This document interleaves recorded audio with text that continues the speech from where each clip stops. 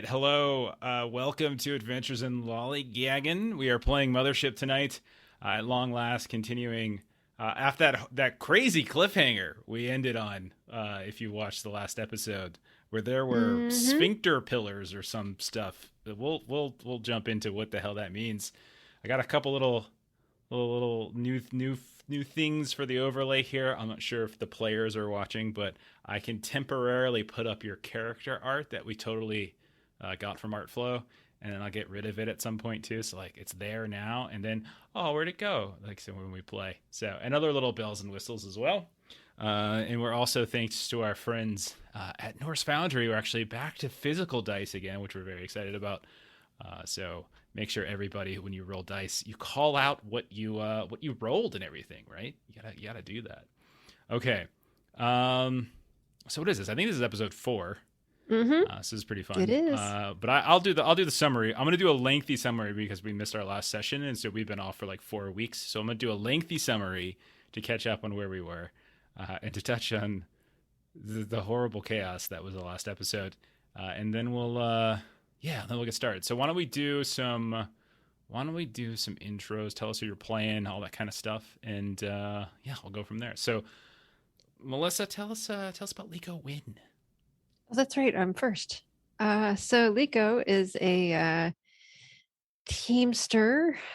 She's pretty good at like piloting and industrial equipment and jury rigging and that kind of thing.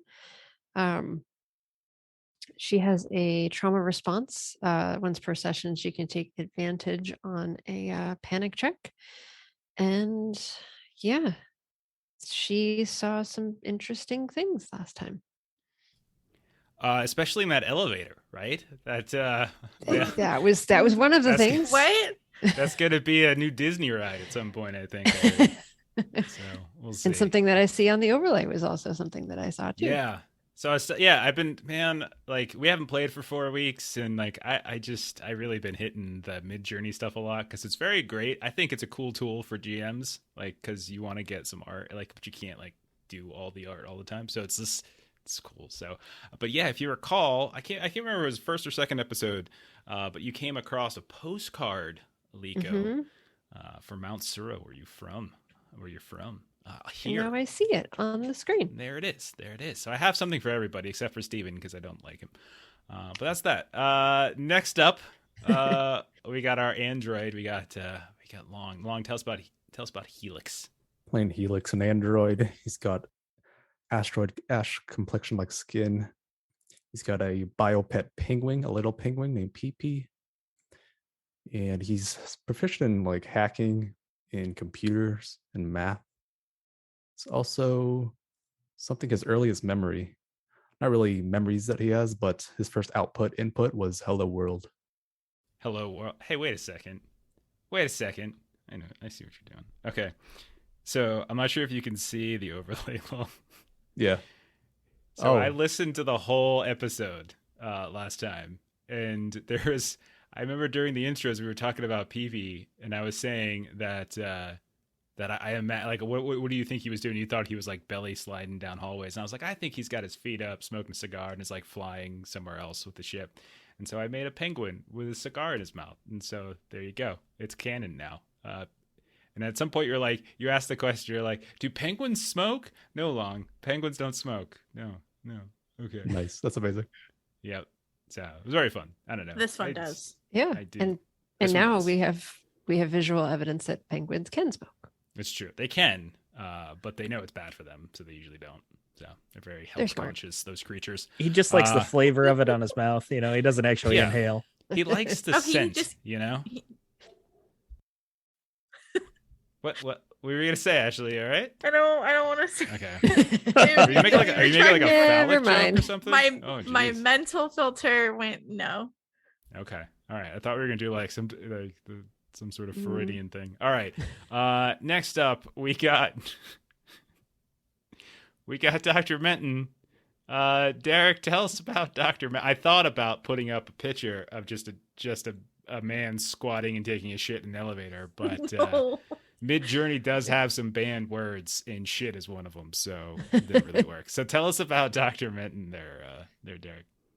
Yeah, so Dr. Menton was once, a doctor in a hospital, working, saving lives. And then just things happened, and he ended up becoming homeless, living on the streets, surviving day in and day out, grabbing what he could. Um, he's fairly certain the mob is after him, the space mob, that is, because he couldn't save one of their leaders. And so that's why his medical license is suddenly no longer a thing, and why he no longer has a job, and he's eating out of trash cans and everything like that. He has these wonderful overalls that he made himself out of his scrubs that he used to own, and it's got Sesame Street characters, so he's nice and inviting looking whenever he asks people for any spare change, and he doesn't look threatening or intimidating at all. Excellent. And I did. You've already seen these, but I dropped them on the overlay so people in the audience can see it. But we made a pair of them. Your slapped together Sesame Street character overalls. So there we go.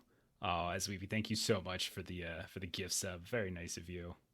I see you gifted one to Derek. That's Dr. Throat Yogurt, who apparently is not subscribed to our own channel. And Dan, I'm bad about this. who I can accept. Dan, I can accept that. That's fine. That's okay.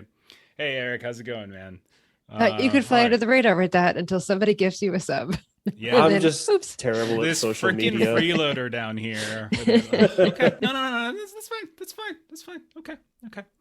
All right. Next up, we have the man who missed last session for I don't know, some sort of important family reason or whatever, but still managed to listen in during part of it, if I recall. But he's here now, much to our chagrin. Steven, tell us about Corporal Reed. Yeah, Corporal Reed. He's Jarhead, or ex-Jarhead, I should say. He made it to sergeant at one point. The dishonorable discharge, they said they'd put him down to the rank that he last served honorably. He's still very bitter about that. He doesn't have many skills, but he can shoot things fine. He can run okay. He kind of started this dive a little unprepared. He was just showing up with a tank top and a scalpel. How much more do you need? The tank top has since become very, very bloody after a shotgun blast to the neck. I think I'm gonna pull through, but we'll see how it goes. It is packed with socks. Yeah, yeah, tons yeah. and tons of socks. They Yeah. left you. I'm not sure if you recall. Yeah. They left you with a I- stranger, with a total stranger. They just left Total you stranger. on this crazy space station with a stranger. That's it. I That's what they performed did. successful dental surgery on him. He's like an acquaintance. I thought now, you failed, basically. actually. I thought No, you failed no, the I test. don't remember that part. I think you remember- failed the test. Yeah. You totally don't remember I that think we you did. decimated his entire last two Yeah. teeth. The Episode tooth is 2 gonna rot. Episode 2, I'm pretty sure you failed. Yeah, and then episode 3 is you tried to perform posthumous optometry by extracting eyes from people. So stuff like that. Okay, It's a lot Uh, easier when the subject doesn't move. it's true. It is true. And finally, we've got Ashley. Ashley, tell us about Abby. I'm playing Abby, and she is another teamster, like Mel, or Liko, I should say. And but she specialized more in like field medicine, and zoology. So basically, she was like a nurse kind of person at some sort of like industrial like warehouse. So like when guys would get their fingers and stuff like chopped off in the machines, she'd cauterize them so they don't die. Her bedside manner atrocious, but is it better than Dr. Menton's? I'd say probably. I have the inviting pajama or overalls.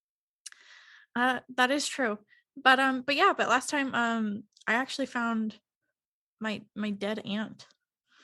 Yep. And Yeah, she was That definitely was- dead. That's true. definitely dead. Uh-huh. And it freaked me out a bit. Yeah, we learned lot, about your a lot. car, which is what's on the Yes. overlay right now. Is your Mhm. car? I just put together some random future car. I was gonna do like a whole advert for it, but I ran out of time. There's only so much time. What was the last maybe- time you hit a rock, Abby?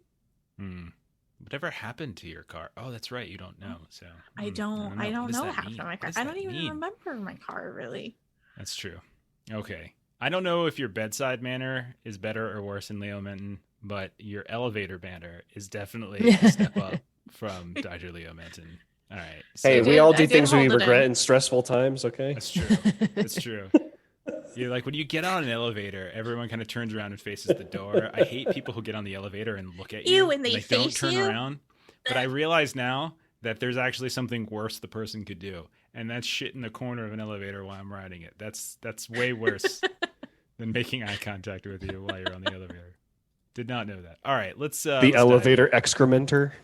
Oh gosh, that's your new title. All right, so Like an HOA villain. oh jeez. All right, last episode, you all began in a cubicle camp. Basically, it was an old large cubicle office that became like a camp for artifact divers coming and going from this huge space station, this Cloud Bank Synthetics facility.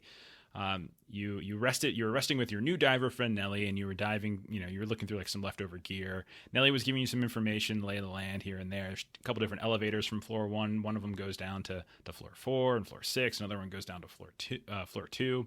He also mentioned how floor 3 is like the largest of all. They're this huge place ripe for like artifact diving and things like that. But it's only accessible through floor 2 that he knows of anyway. He offered to look after Reed as you all went about your business looking for medical supplies to hopefully help Reed, who is still sort of nursing a gunshot wound to the neck. He's out of the woods. He's not going to die necessarily, but he's also not going to be fully wounded or what. I'm not sure what that, like the way the wounds work in Mothership. You also noticed that there was this escape pod, this pristine escape pod connected to the cubicle camp through a secure airlock. Helix found a radio, talked to a dude named Jerry who was asking for help, saying he was in the garden on floor 2 and he needed some help because these androids were closing in on him. He wanted some help, he offering credits and smokes, etc. So you decided to head out, try to kill 2 birds with 1 stone. But you made a couple stops in the storage room on the first floor. I think it was Lico and Helix messed around with this like makeshift retina scanner that kind of blinded them for a moment, but otherwise didn't really seem to do anything. The rec center, Abby came across what looked like a locker with like family photos from somebody, and she was in one, sort of, kind of, maybe. And there was also a person who was like hidden in a different locker.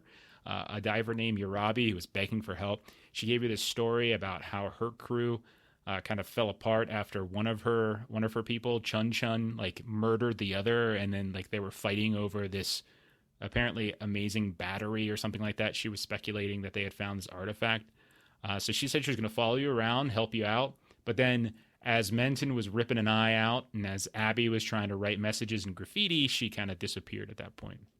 I think Lico went looking, found some like weird androids with big old heads and stuff, and fled. And then you all eventually got on the elevator to go down to floor 2. And that's where shit happened, literally. As some weird stuff was going on. There's some weird graffiti. It felt like the elevator was gonna collapse, and just everyone just lost it for a bit. When you got out, you were in this like fancy executive lobby. It was like actually looked for the first time like a very normal place, clean, well, like kind of well kept. You found like a locked door that you couldn't get through. Helix tried to hack into it but failed. In a bathroom nearby, you found like a custom rigging gun. You found some tiny purple crystals that looked really valuable. You saw some weird notes about the Minotaur extending beyond the Minotaur and Ishmael sending his regards. And you started to crawl through these vents to this sewer area where you found a dead body, where some sort of silicon lump you were able to extract from it that like made whale sounds when you squeezed it and seemed to sort of mesmerize Menton for a few moments. In a different room in the sewers, this massive chamber, all sorts of this industrial equipment. I think Menton and Helix found a dead diver body, and Lico and Abby found 2 troubleshooters, those mercs that shot Reed, stabbed and impaled onto a wall. When they've removed the helmets, they both recognized them. Lico recognized her I think it was your cousin, Glenn, an art teacher, Glenn. and Abby, you recognized your Aunt Vicky. And both of them, strangely enough, had synthetic fingers. The rest of their bodies, as far as you could tell, looked normal, but like synthetic fingers, the strangest thing. You realized quickly that you weren't alone, as there was these really overly friendly androids who referred to themselves as the Chosen when they came across you, and they agreed to show you to the garden. Along the way, you stopped in this like visitor shrine with this big old like fleshy statue that that they said represented the, being chosen by Monarch, right? And then they led you into this garden, and inside this garden, I don't know what you're expecting when I said garden, but when you entered into the garden, it was a massive Not that, conference Jeff. hall, and within it were these 100-foot tall pillars of pseudo flesh. Each of them had these large sphincter holes, which were oozing pseudo milk. I'm sorry for those of you who are having to listen to this again. And you will notice how dozens of these chosen androids were lingering in the area. Some of them were crawling over the pillars, coming in and out, kind of going in and out of these holes and stuff like that. And that's where we ended. So I would like everyone who is in that room, so everyone would read, go ahead and take a stress and start there. Take one stress, and then hit that blind macro button that sends me a special message. Oh, right. And I gotta find that button. yeah, I'm going to go ahead and throw a picture of the chosen up on the screen, too. Okay. All right. So the four of you, without Reed, you are inside the garden. You can notice, first of all, that the chamber extends extraordinarily far. Like, it's like the size of a football field. And you can tell that there are these old, like, conference tables that are kind of broken down to these piles of, like, refuse and debris kind of pushed off to the sides as if they're still lingering there. You can see this banner at some point from, like, an old conference that might have been held here. And you recall that it was in here that you were getting that message from Jerry. But this place is huge. And this is what you see. The chosen androids, these relatively pristine, kind of glossy looking synthetics, kind of turn to you. This is the garden. Welcome to the garden. This is one of the most wonderful places we have here. You said you were looking to come here, and we have brought you here, our new friends. What do you think of this magnificent place? Is it as magnificent as you were expecting? Magnificent is a word for it. A great word for it. Indeed. Indeed it is. So why is it that you are here? We're looking for someone. Oh, that is wonderful. Who is it you are looking for? Perhaps we can help you find them. It's our first time here. It seems like a great time for us to look around and really take it in ourselves. Well, I believe that is okay. You are more than welcome to wander about, of course. You remember our rules, however. I wouldn't mind a refresher on what the rules are. Well, you have to promise that you are not going to free the Minotaur, of course, and you cannot do anything that would potentially threaten the very fragile truce that we have with the fallen androids. That's right. Now, I remember those They, rules. of course, are not here. If they were here, we would take them to reformatting, but fortunately they are not. Everyone here is of same and equal mind. That is correct. We are of same and equal mind. We are of equal mind, yes. We will not do anything to affect the truce. Excellent. I must also warn you of a few places. You cannot go, and he's kind of, be careful when you leave. When you are ready to leave this chamber, come seek us out, and we will be glad to escort you. There are places within our domain that are not necessarily, for outsiders. But if we were to escort you, perhaps you might be allowed to go. Do these orifices lead anywhere?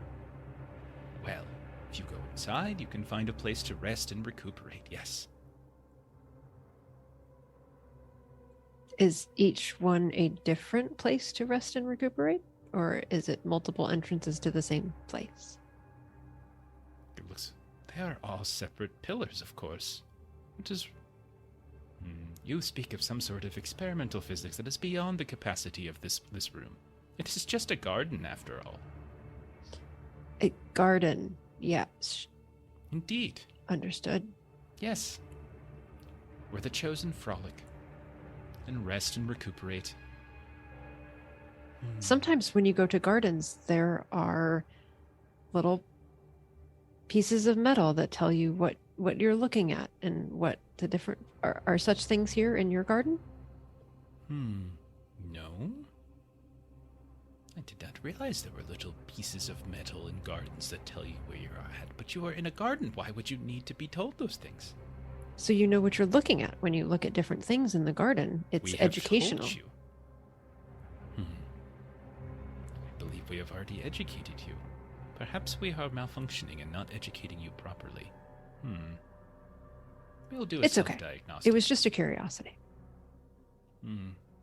No, I believe it's important for us to do a self-diagnostic, and if there is any issues, we will go to reformatting. Voluntarily, of course, for that is what Monarch would want. Now, continue. Explore. Enjoy. And come get us when you are ready to leave. Thank you. You are welcome. So, they kind of move Liko away and for a Abby just bit. make the faces Yeah. at each other that we just made. And you all have a modicum of privacy, not a ton, but you are somewhat separated, yeah? And these gardens were floor 2, right? Yes. You are on the second floor, that is correct. I'll revisit the radio to see if I can get in contact with Jerry. Okay, you tap into the radio, use the same sort of frequency that you had that was on when you were trying and speaking with Jerry above, and you get no response. Sort of an empty. You kind of repeat over and over again, but nothing comes. It's no response. Either he lost his receiver or it's too late for him. Did you guys confirm or not if that one guy that you guys found dead was Jerry? You didn't have any. There was no There's- identifiable material. Okay. Got it. This is a large area. Should we endeavor to explore it? Let's take a look. Okay, so you just start spanning out. Again, there's dozens of these pillars. There's all sorts of like this, like refuse and stuff. Well, not refuse is kind of an overstatement, but basically like broken down debris from old conference setups. And there's other chosen that are here. Some of them are like crawling almost like spider monkey style up and down these pillars and disappearing into and coming back out of the pillars. But that is what you see. So what is it? Where is it you're searching? What is it you're looking for? That kind of thing. I think Liko would want to kind of look through some of the piles and just see like if there's anything other than table legs and tabletops and whatnot. Okay. All right. What about Helix and Menton and Abby? Curious about the orifice, so maybe I'll try exploring one. Okay. This is of no surprise. Helix is the first one. That is very true.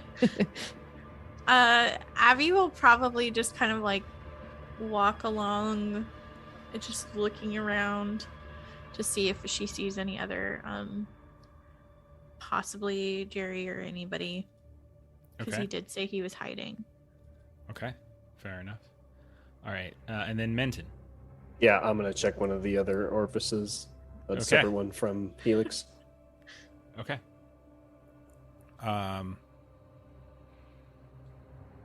Okay, so let's do these. Let's do this in sort of like reverse order. So Abby, you're kind of wandering around. You're looking for you're just looking for anything else that kind of pops out. You do find like a couple entrances and exits that you kind of just do like a sweep around the perimeter of this large chamber. It takes you a few minutes to do like a full pass through it, right?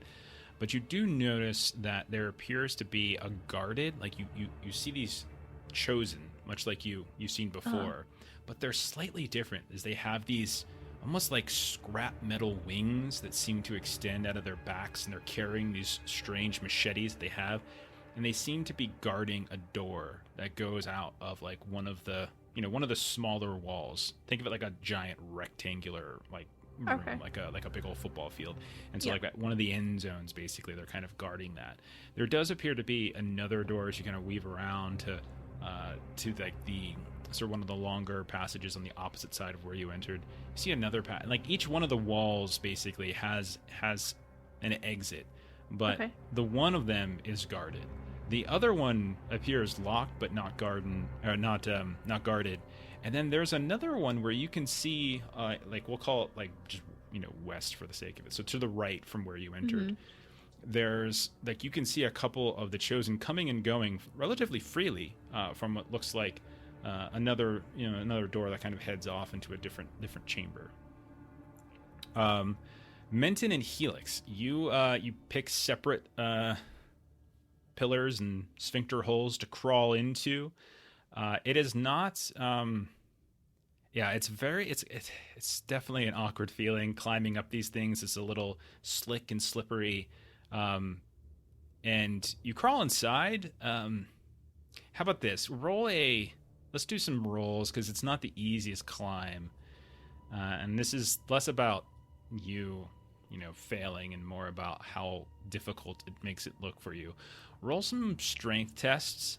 And if you have any kind of skills related to athletics, you can go ahead and add those bonuses as well.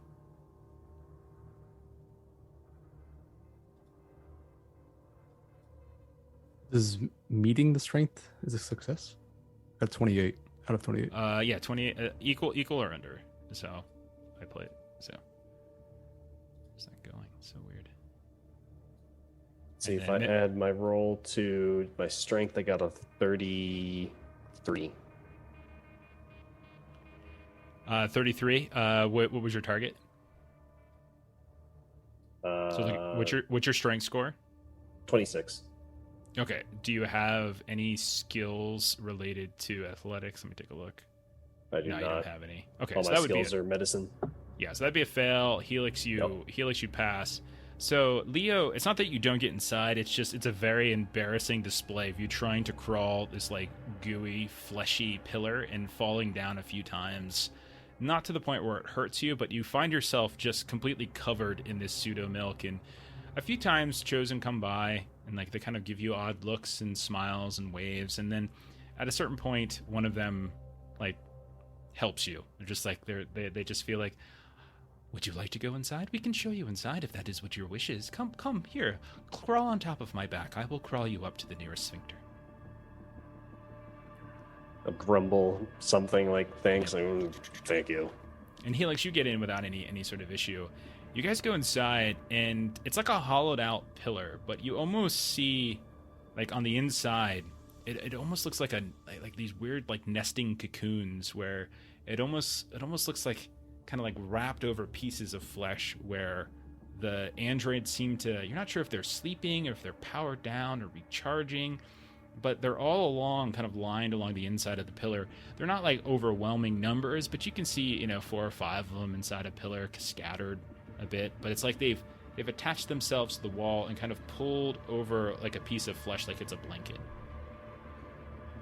And you both see the same thing, different pillars. Neither of them really stand out from the other. So then we're able to see all the way up to the pillar as high as it goes?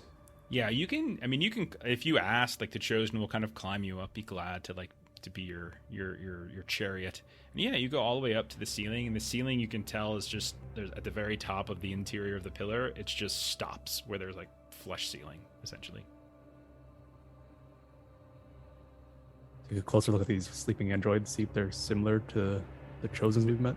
Yeah, so they don't look identical, but you can tell that they have the same kind of look where like they're clearly synths, but in a kind of uncanny valley sort of way. They have functioning eyes, they have functioning noses and mouths and ears. They look human-ish, but you can tell by looking at them, if anyone were to look at them even remotely closely, they would clearly pass as synths, right? Maybe at a distance they might not, but when you see them, they kind of got this slightly off color, like almost kind of like a green tint to their skin, and it's kind of glossy in some places, and they all kind of smile whenever they catch you looking at them. and they seem in relatively good condition. I want to see if it's possible to find like an empty spot. Maybe rest to recover stress. You know what? Because you are an android, do you want to pull a flesh blanket over you and do a pocket? Yeah, it sounds pretty good. Absolutely. So Helix will take a brief 15-minute cat nap. No problem. What could go wrong? Okay. And then finally, I'll kick it over to Liko, who has been going through some of the debris of the conference stuff. You find two things. Okay. You find, first, what looks like a torn-up teamwork poster that seems to be displaying a group of people that are in a rowboat, and they're sort of espousing the importance of working together, but someone has drawn lines through various rowers, writing like over top of them, android, dead, ghost. And you can tell like it's got this brownish red quality to it. You're fairly certain that it's been done in blood. And the second thing you notice is an identical radio receiver that Helix was carrying, that you would assume is the one that Jerry had. Okay. So when Liko finds the receiver, she will like look for Helix and start kind of cycling through the channels and see if she can. You start to cycle through the channels, and you're looking around for Helix, and you don't see him. But at a certain point, you hear a familiar voice pop up on the radio. It's like, hey, Helix friend, or hey, dentist fella, anyone there? It's old Nelly. Over. This is Liko. Over. Oh, great, gotcha. Oh, that's fantastic. Hey there, Liko. This is Nelly, your good friend. Hey, listen, we had a bit of a problem down in the cubicle camp, and we had to evacuate with relative quickness. They're kind of a sweeping crew of these strange old synthetics with these big old heads, and they were cutting everything with their arms. They didn't quite come at us, but I don't want to risk nothing. But I got old Reed on out, and but the thing is, I got me another task I have to attend to. So y'all went down to the second floor, I believe. So I went ahead and I brought him over to the executive lobby there, right where the lift gets off, and I found him a nice, comfy leather chair, kind of sit in. He was being a little whiny. I don't know, but overall he was all right. But I left him there for y'all. Well, that was very kind of you to bring him to us. I will go fetch him right now. Oh, that's great. Oh, hey, one other thing. I know y'all were asking about like med bay and like surgical stuff because his neck has got an extra hole in it and everything. Mm-hmm. And I remembered something that I'm an old man. Memory comes and goes, Down on the third floor, actually, over in the maintenance zone, there is, in fact, a med room. Now, I haven't been there in a while, but, it actually is probably the best chance for finding some more med supplies and maybe some surgical tools and such. I drew a map. I didn't have any paper, though, so I just put it on Reed's back. That might be why I was whining, but whatever. Well, I mean, that's a good a place as any. Reed can't see it, but we can, and we can use it. We're sure you don't want to come on in the No, garden? I have a very important task to get to. I apologize. I'm sure we're running into each other again at some point. Don't worry. Oh, it's how are you feeling? Me, I'm feeling fine, thank you. I mean, my tooth is. It's better now, I guess, but I don't know. I think he did a good job, but I haven't been to a dentist in gosh knows how long, so I don't really have the wherewithal to make an acceptable judgment. As long as you're feeling all right. Thank you. Good luck on whatever it is that you're doing. Yeah, I hope I can complete it. Anyhow, yeah, I'll see y'all later. Good luck.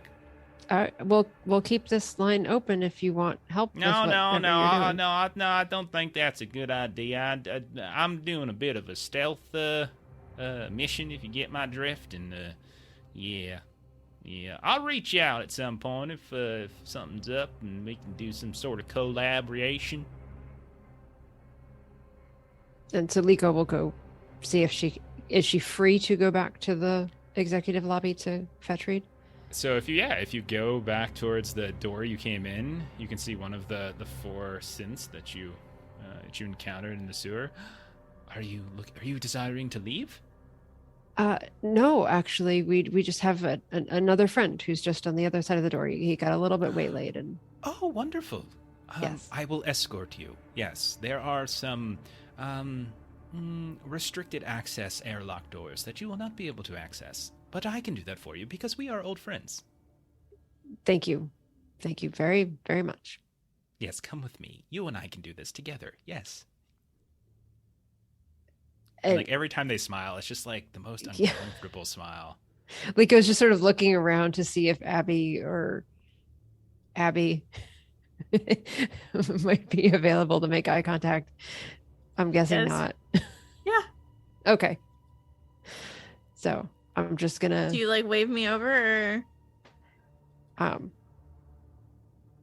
gonna test this out and see what happens. I'm just gonna yell, "Going to get Mhm. Reed," Okay. And Abby's like, all right, gotcha. and see if Okay. she gets shushed by anyone. Looks around, No. seeing if the yelling seemed to be taken okay. No one shushes? Okay. Nelly, or excuse me, Abby, do you go with Liko? If she looks like she wants me to, but if she doesn't, I'll just keep snooping Okay. around. All right. So Liko, you head back into the visitor shrine first, and that's like that was the room, if you recall. Like all of the walls were covered in flesh. It had that giant 10-foot statue. There was like the wounded part of the wall from like where the flesh was sort of torn away, and that's where like the pipe.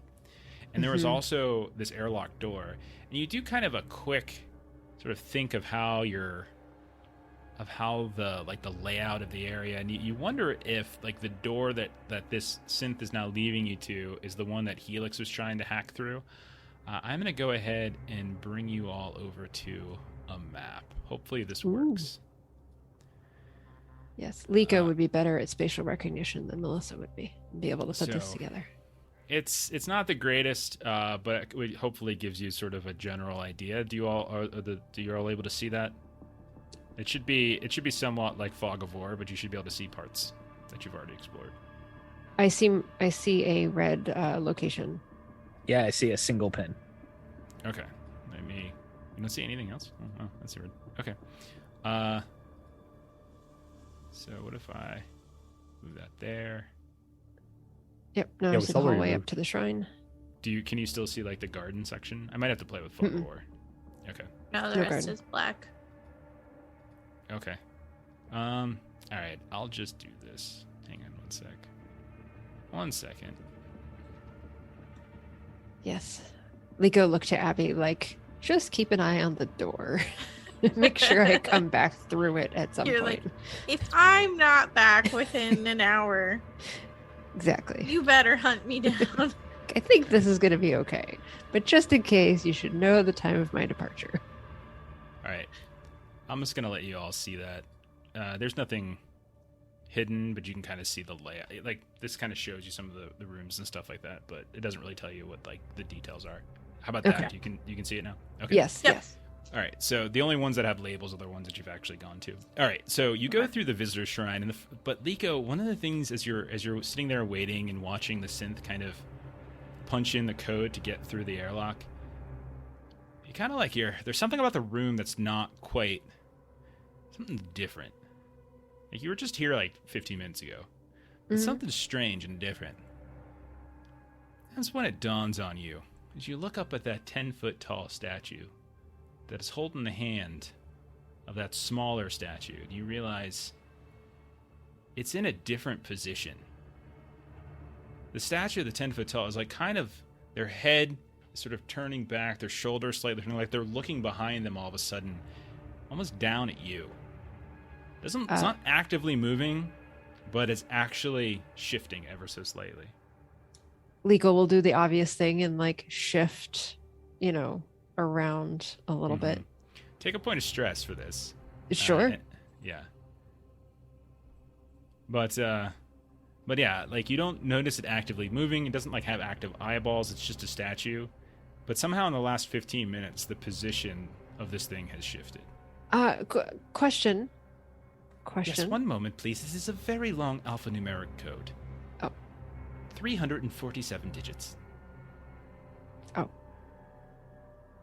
So Liko will silently wait for the... And then finally, and you hear, and the airlock door opens up, and you can kind of see down this corridor.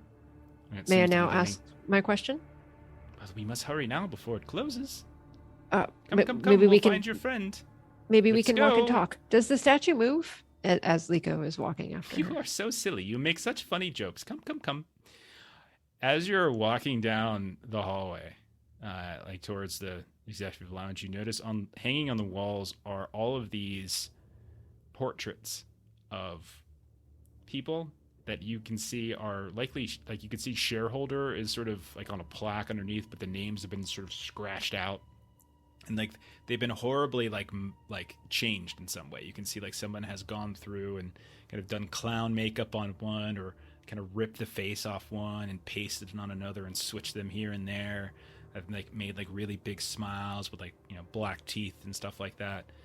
And then finally, like they punch the code into the door and they open it up, the synth on the next airlock, and there you see Corporal Reed, kind of lounging in this large leather chair, kind of like drip a little bit here and there. None the worse for wear. Seems to be in decent condition, breathing as you walk in. Liko's gonna go over and kind of like kick the bottom of his foot. Reed. Reed. Get up. Come on. What? I just... No. How's your neck? Got a hole in it. Feeling better? Eventually I'll get up, but he definitely isn't inclined to... he's whining about it, as Nelly said. Mm-hmm.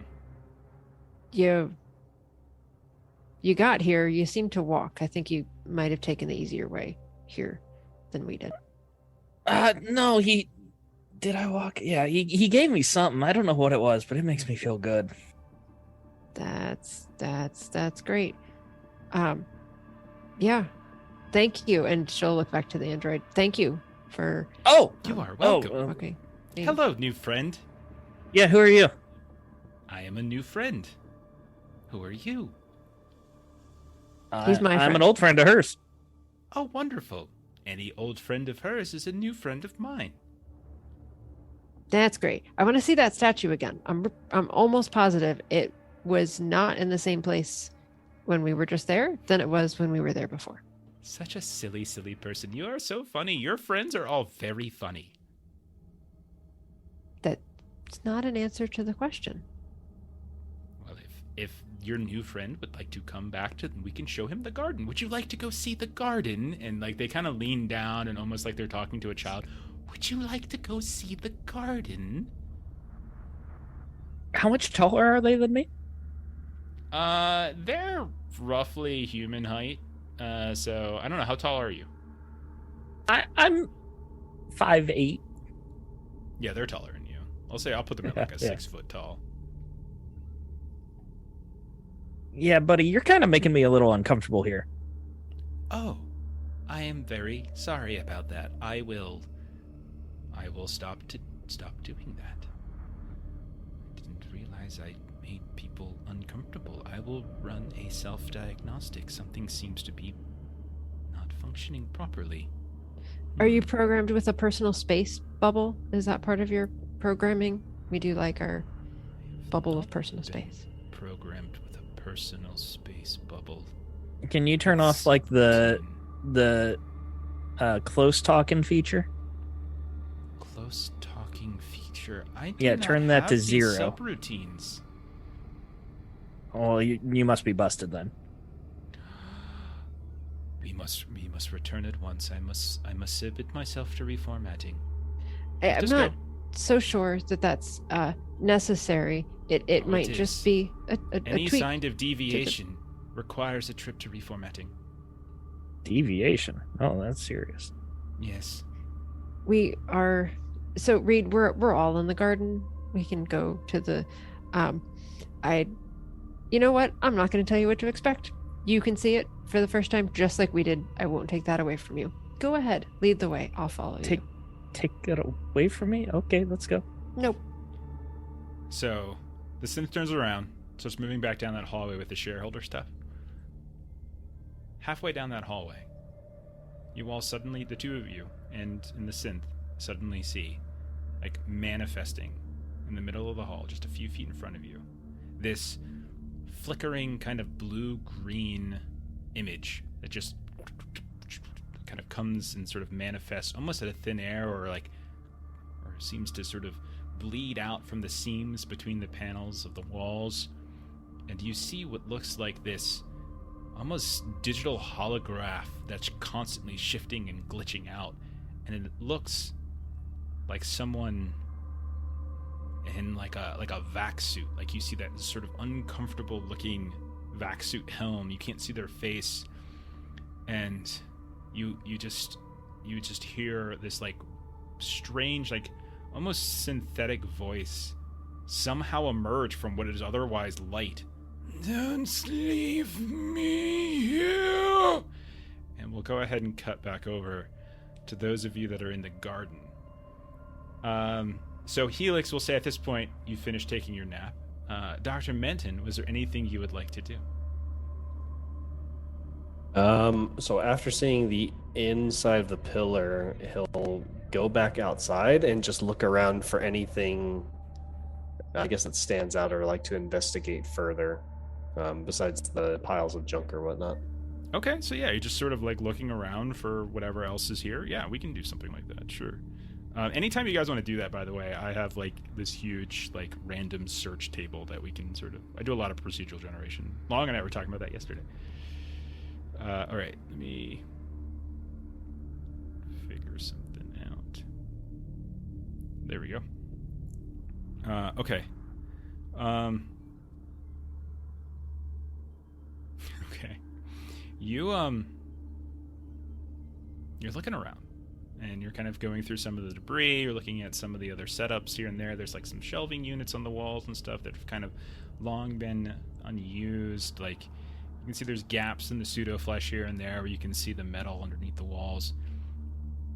And at one of those gaps, you can kind of see this small little fold, like corner of not a piece of paper, but likely some sort of like laminate or a panel, and it looks to you like some kind of map, like an emergency exit sort of navigational map type of thing that seems to be set up on the wall. Am I able to pry it? Yeah. Do you have any equipment on you? Something as simple as a knife would probably be fine. Gave my only scalpel to Reed. So all I have is a tranq pistol, a frag grenade, and a revolver. Okay. You would likely need something bladed, that you can kind of cut back the flesh and pull the, like, because it's partially covered with flesh, but you're pretty sure there's a decent looking map under here. You can look for a sharp piece of metal in one of those junk piles then. Okay. So we'll say you start looking through those piles. You're trying to find something metal. I'm going to kick it over to Abby while you're doing that. Abby, what are you doing? She's just searching around to see if there's anything, because she did remember saying that there was something hidden in the garden, like an artifact.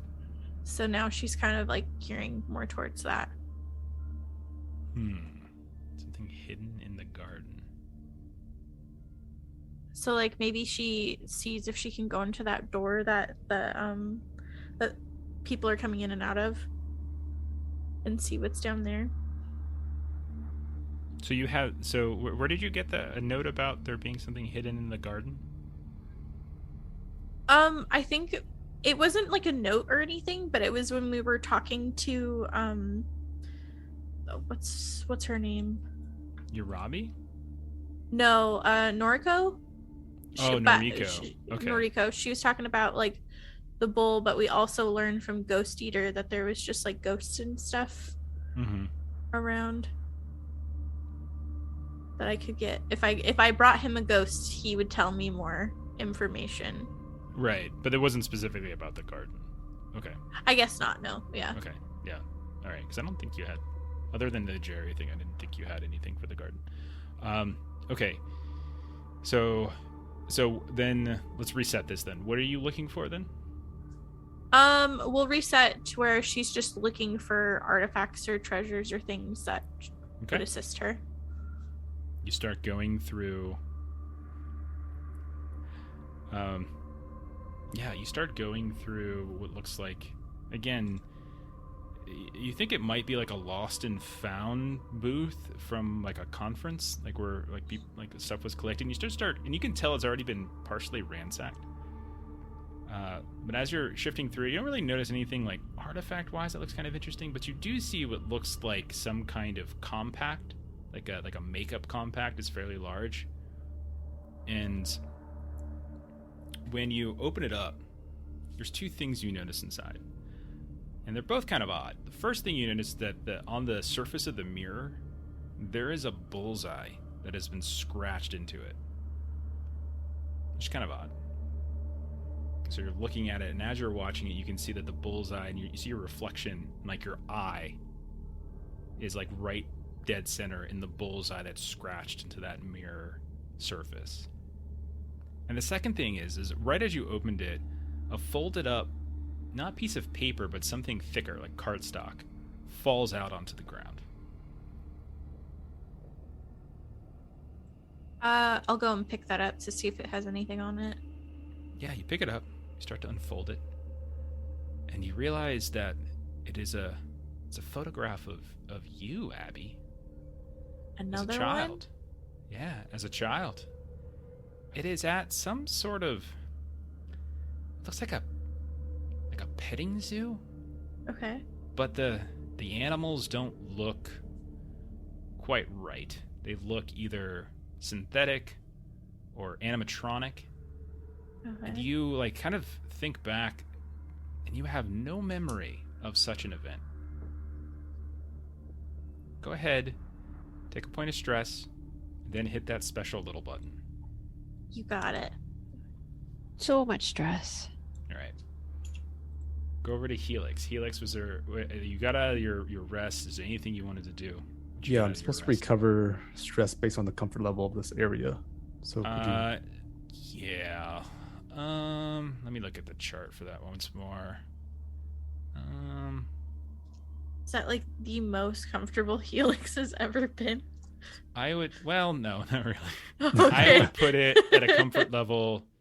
It's better than on the ground in a tent, but it's not as good as a ship's barrack or hostel. So I'll put it right in between at 30 for like capsule sleepers, slums. That's what I would say. All right, I'll go ahead and roll. Dev, thank you for that. I just noticed. I'm sorry. I just thank you for the complication. Yeah, I got a 91, so I failed. Okay, so I guess I don't recover stress at all. If that's how that works. Yeah, that is correct. You can get advantage on that if there's other people that are doing it with you. They could potentially lend aid. Like if somebody was trying to like be like a psychologist and like talk to you. There's ways to sort of get advantage on that roll too if you wanted. I know we have dice too. Like I think Melissa, we have audience dice, correct? We have advantages. Yeah, we've got lots of advantages. That's what I meant. Sorry. So if you wanted to take one of those Helix retroactively, we can do that. It's fine. I'll take one and just go ahead and roll. Yeah, give it another go. Is 00 1 or 100? What's the other number? 0. So you rolled. Yeah, 00 is 100. That's 100. Yes, that's a fail. Okay, so I completely failed. Yeah. Just noticed the error. I'll just ring out of the sphincter then. You'll what out of the sphincter? Ring out of it. You'll be wrung out of it. Okay, sorry. I'm just noticing that your zoom light is showing, and that stuff drives me nuts when I see it. Okay. All right, so you come on out, and you can see Leo is kind of nearby, rummaging through some debris. Abby is kind of on the complete opposite side. She's sort of doing the same. And you don't see any signs of Liko at this point. What do you want to do? But Minton's just a few feet from you.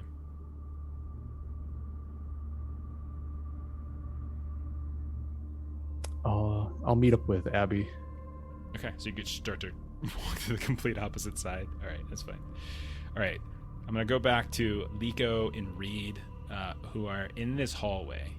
And you see manifesting in front of you what you would probably presume is what Ghost Eater referred to as a ghost. And it's this flickering holographic projection that seems to be contorted and it almost seems painful, like in some sort of painful like twisting here and there. They have that vac suit on. I think I might even have an image of one for the overlay. Let me see. What do I got? Boom. Something like that if you're looking at the overlay. Oh. I see it. I give you both an action to do something before something else happens. So what would the two of you like to do? Can I see where the projection is coming from? You don't actually see any equipment that would suggest like a projector. It just has that No look of a R2-D2 nearby. Yeah, like nothing like that. It almost seems like it manifested either out of thin air or maybe light kind of seeped out between the seams and the metal panels of the hallway. But like you look around and you know what to look for. There do not seem to be any holographic projectors anywhere in this hallway. Is it possible to like ready an action? Like I want to pull out an EMP grenade and have it ready to go if like there's any sort of harm that will happen to us. Fair enough. Yeah, that's fine. You have it ready to go. Liko, what would you want to do in this case? What? Who are you? How? Okay, so you try to speak to it. Okay. Mhm. Their head, like you can't see again. You can't see their face. It's sort of obscured in the kind of flickering mask of the vac suit. And again, you just hear, "Don't leave me. You have something." And you see they're starting to move towards Liko. It's a decently wide hallway, and you can tell it's moving in the direction of Liko. Reed, you take out the EMP and the grenade, and you can see that the synth that's with you is like, no. You cannot do that. That would alarm. No. You cannot. No. And you get like they're sort of like in this weird sort of loop of panic at seeing it. And at hearing that, Liko will kind of turn to Reed. You weren't here for the whole introduction. There's a truce. It's a whole thing. We can't mess up the truce. It's a thing. You can't do that. And this ghost thing is in like feet from you at this point, Liko. So okay. And what are you doing in reaction to that? Can I remember from the first episode? So I do have a note that the Ghost Eater wants ghosts for info. They want ghosts. Yeah, sort of. Yeah. Okay. Now that they told us like how we would go about. I think it was ectoplasm or something like that. I'm not sure if it was like they wanted ghosts. They wanted. Yeah, they wanted ghosts in the machine specimens. Yeah. Specifically. Okay. Not that they told us how we would ghost bust them and get them. I don't think anyone asked. No, they didn't. Unfortunately, I'm like, oh, there's a note they want them. Oh, I don't know how to get them or what to do with them. But this thing is now like it's speeding up and it's getting closer to Liko and is moving with great purpose. So okay, so I will kind of step closer to my new friend, and still like try to see if I can. Trying to talk to it, but kind of getting closer to my android companion. I'd like to be flanking. So if Liko's stepping towards the friend, I want to be going the opposite direction. Okay. Is that behind the ghost? Like going around at a distance, yeah. Okay. I don't want to go straight towards it. All right. So as you all kind of fan out as best you can in the middle of the hallway, this thing is lunging towards Liko. You can see it lifts its arms up, and it looks as though it's about to like claw through you. Okay. Like it looks like it's going to attack you.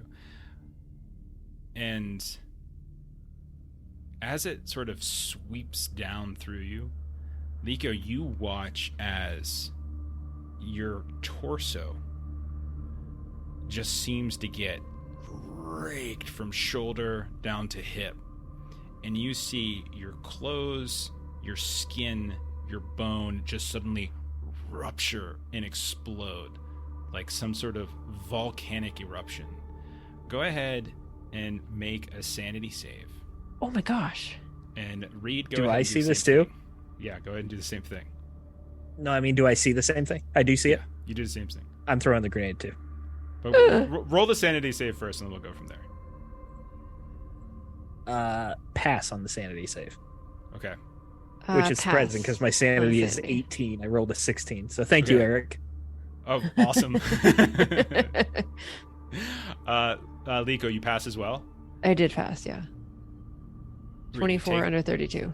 You reach back. You get ready to toss the EMP, but right as you do, you notice something strange about the actual that diagonal wound across Liko, and you realize that like there's like a holographic flickering, and that trauma that she just suffered, and Liko, you see this as well, wasn't actually real. It was a projection, and for a moment, Liko, you felt it, and it was painful, but then it sort of subsides at that point. I still have the pin out and the grenades behind my head ready to go. And you can see the symptoms like freaking out, like almost like malfunctioning now at how upset they are. What would the two of you like to do now? Holy shit, Liko, are you okay? I felt it, but nothing actually. I'm fine. Why would you do that? And she's just like looking right at this like apparition Do and you wanna do stepping back something behind more the than that? Okay. like go ahead, Reed. No, I'm sorry. I was thinking out loud. Okay. Like is it saying anything as it's like attacking me or Yeah, it keeps like sort of almost like it's in a loop. It keeps repeating that same sort of phrase that it was repeating towards you. Where was it? It says, "Don't leave me here," and then "You have something on you." And it only seems to have eyes for Liko. It only seems to have its attention drawn to Liko. That's good because I'm still backing up. What do you have? Liko, drop it. Whatever it wants, drop it. Yeah, I'll bite and I'll kind of like I've got I'll kind of dump kind of what I've got out of my pockets and Got just the computer. I will not drop that. I'll drop everything but that and see if it bites on anything else. Okay, so you do that. Yeah. Reed, are you like just waiting to see what happens, or are you actively doing something else? I mean, Liko, what do you want me to do? Don't fire Yeah, I'm the not doing grenade. They anything. said there's a Okay. truce. You see the All right, synth they're getting run- upset with me. I'm going to put the pin back in the grenade and get ready The to synth tackle it or something. runs toward like because now the ghost is sort of focused on Liko on one side of the hall. They're gonna skirt around and they're running towards the airlock and starting to punch that like ridiculously long alphanumeric code in. Okay. So Liko is standing in front of you. It just raked this thing through. You dropped a bunch of your equipment on the ground.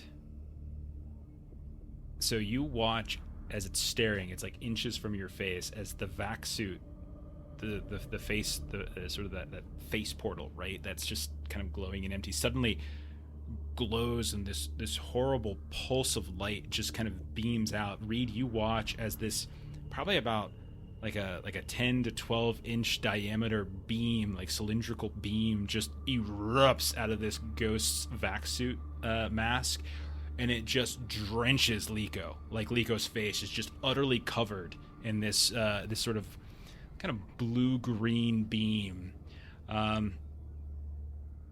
Liko, Yes.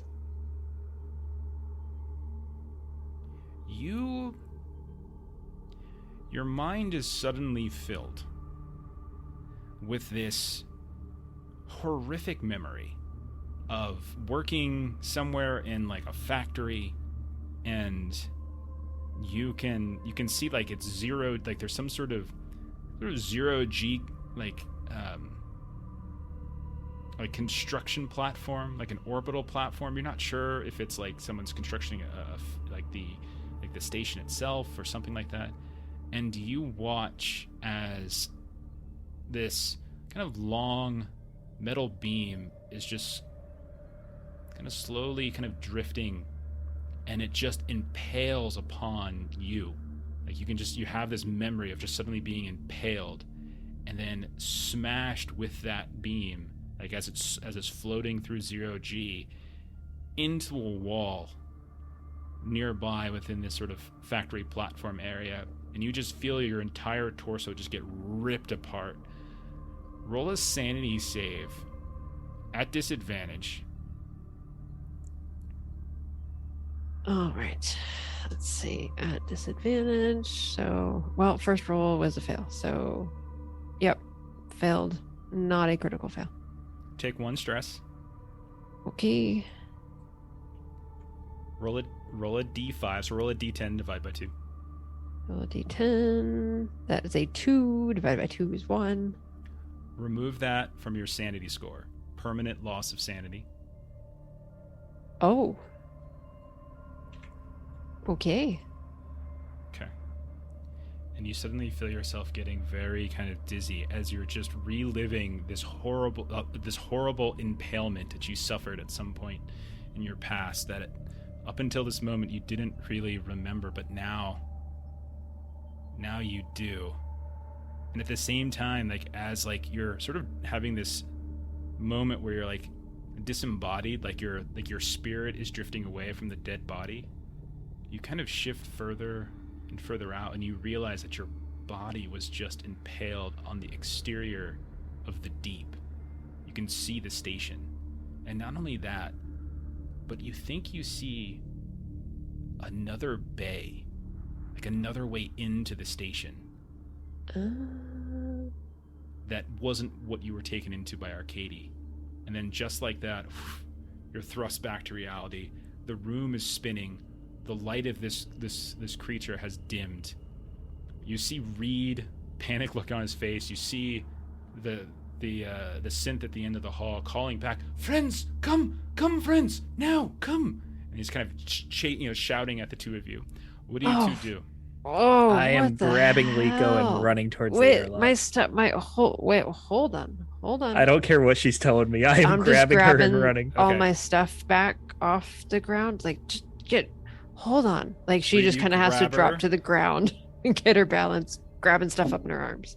Reed, you grab her and you start dragging her back, and the door opens up, and you see, like, as you look back, Reed, as you're the one who's still kind of, your mind's still right. You look down the hall and you see the thing is looking back at you. "Don't leave me, don't you?" And suddenly it kind of begins to look like it's moving towards you once more, but then you feel a hand on your shoulder and you're yanked back in. The airlock door drops and you can hear the sounds of like the synth kind of having pulled you back in, and the three of you are now in that visitor shrine once more. God dang blast it. Why can't I use the grenade? It's complicated. For us to be here, there's rules. There's a truce. Monarch does not like when EMPs are used.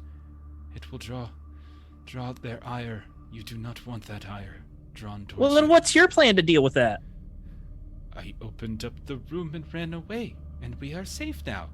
Yes, we are safe. We are in the visitor shrine, and now we can go to the garden. Cheese and crackers. Oh, my head. Oh, like when it looked like it hit me, it didn't do anything, but that, like, in the head. Oh, Oh, Yeah, I got that shot in the can't neck happen. earlier, so like let's Ah, wrap this up. That All was right, so earlier. the synth leads you back through the visitor shrine towards the door down into the garden. Has the statue moved again? As you're looking up at the statue and you go through, you do in fact notice the statue has moved once more. Gain a point of Melissa strength. was so excited to ask. Their head is now turned the opposite direction. as if Do they're I take kind a of- stress since I don't know what it looked like before? No, no. I would say you would. No, you should actually take a point of stress because you stepped into here and there's a room covered in pseudoskin. The entire room is covered in it, and there's a giant 10-foot like thing in here. And then you step into the garden, and it's even worse, as it's a football field-sized room with 100-foot tall flush pillars. But let's kick it over towards everybody else. So Helix, Abby, you're together. Leo, you've been looking for a metal, a piece of sharp metal. We'll say you find it, and you get to work, and you manage to salvage what looks like a map of floor 2. A relatively, like, you can tell that, like, the names of places seem, you're not sure how accurate they are relative to what they are now, but you can tell where the room layouts are, where the hallways are, that kind of thing. Like, you have an actual map of floor 2 in front of you. Nice. Abby and Helix, you're together. Helix, you come across Abby. Abby, you just found that picture of yourself. You just found that weird bullseye on the compact. And Helix steps up behind. What does Helix see when he approaches? I'm holding both of them, but I'm like looking at the picture of myself as a child in like a place that I can't remember. So I'm like flipping it to the back to see if there's anything like written on it. And if there's not, she just keeps like flipping it back and then looking back, and then she like will take the picture and hold like the compact in front of the picture to see if the bullseye aligns with anything. And then that's when Helix walks up. I don't know what you mean by the bullseye aligns with anything. I don't understand. So in the compact, there's like a bullseye that aligns with your eye if you're looking in it, but like Abby's trying to put the picture in front of her face. Well, the picture is bigger than the compact. It was folded up and smushed down, so when you unfold it, it's much bigger than the compact. Got it. Okay. Doesn't seem like it. Have you found anything useful? No. Why do I keep finding pictures of myself down here? Did you leave him here? We've never been here, Helix. Did someone place him here then? I don't know, but my aunt's here. She's dead. I found 2 pictures. I'm not remembering things. It might be the effects of the dungeon. Let us Yeah. gather the others. I think the garden is well explored. You think? Well, I mean, there's still. Did you see those guys over there? And she'll point towards the door that's guarded by the ones that have like the wings. Sure. Do We'll say you wanna start go? walking towards them, and like you can kind of meet up with Leo at the same time too, kind of in that same direction. Okay, cool. Yeah. I think we should talk to him. Sure. Head over. Say, Helix, I don't suppose that you can download the contents of. I found a map of the floor that we're on, and I don't suppose you could like digitize it so in case this gets melted or put on fire or something. I'll see what I can do. I do some sort of like hacking your computers on the device. It's not a device; it's just a physical thing. Physical. What I'll say is just roll like a computer's test or something, Helix, on yourself to try to maybe internalize it with perfect accuracy.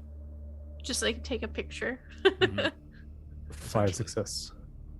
You got a success? Yes. Okay, so we'll say, Helix, you have now you have internalized perfectly the map of floor 2.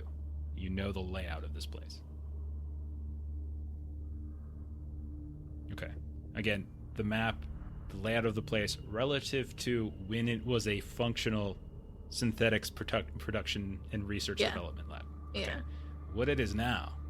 It's So the 3 of you go up to these guards, and as you get close, You can see like they both kind of extend their arms off to the side, one to the right, one to the left, and they kind of create this X that seems to cover what looks like these like kind of large, almost auditorium-like doors.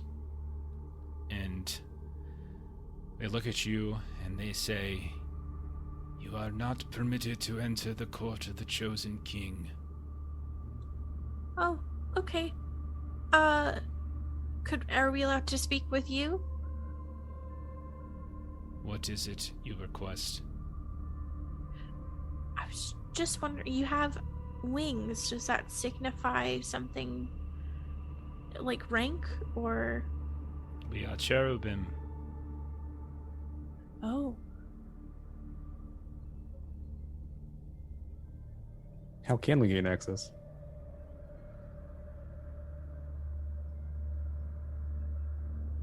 You kind of like look at each other and you can tell like there's some almost like not so much like there's like wireless communication going on, but you can tell like their facial expressions kind of shift and change here and there.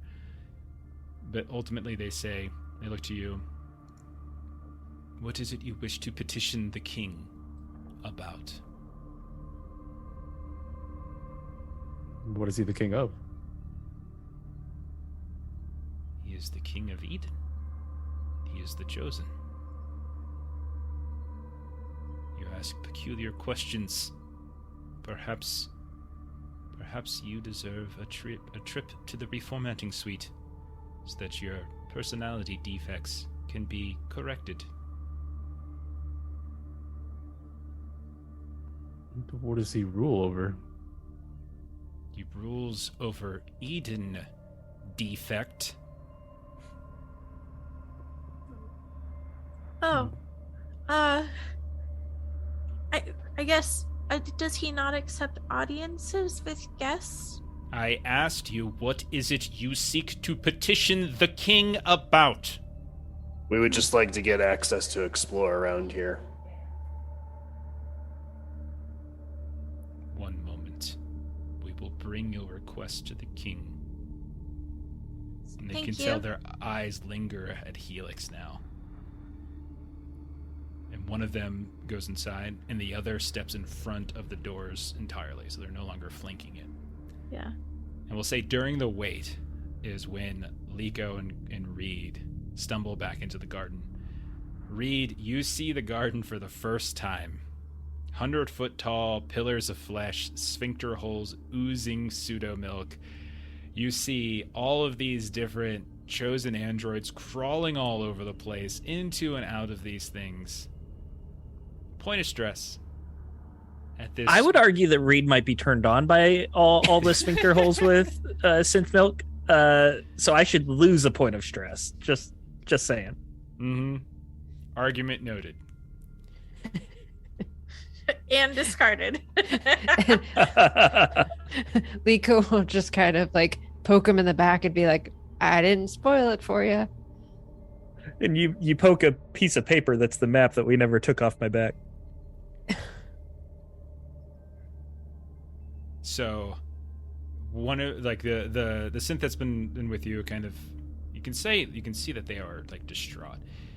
A couple of the others that you were originally found you over in the sewer area, they come up and they see that this creature is distraught. And they're like, "Brothers, I believe I must go to the reformatting suite.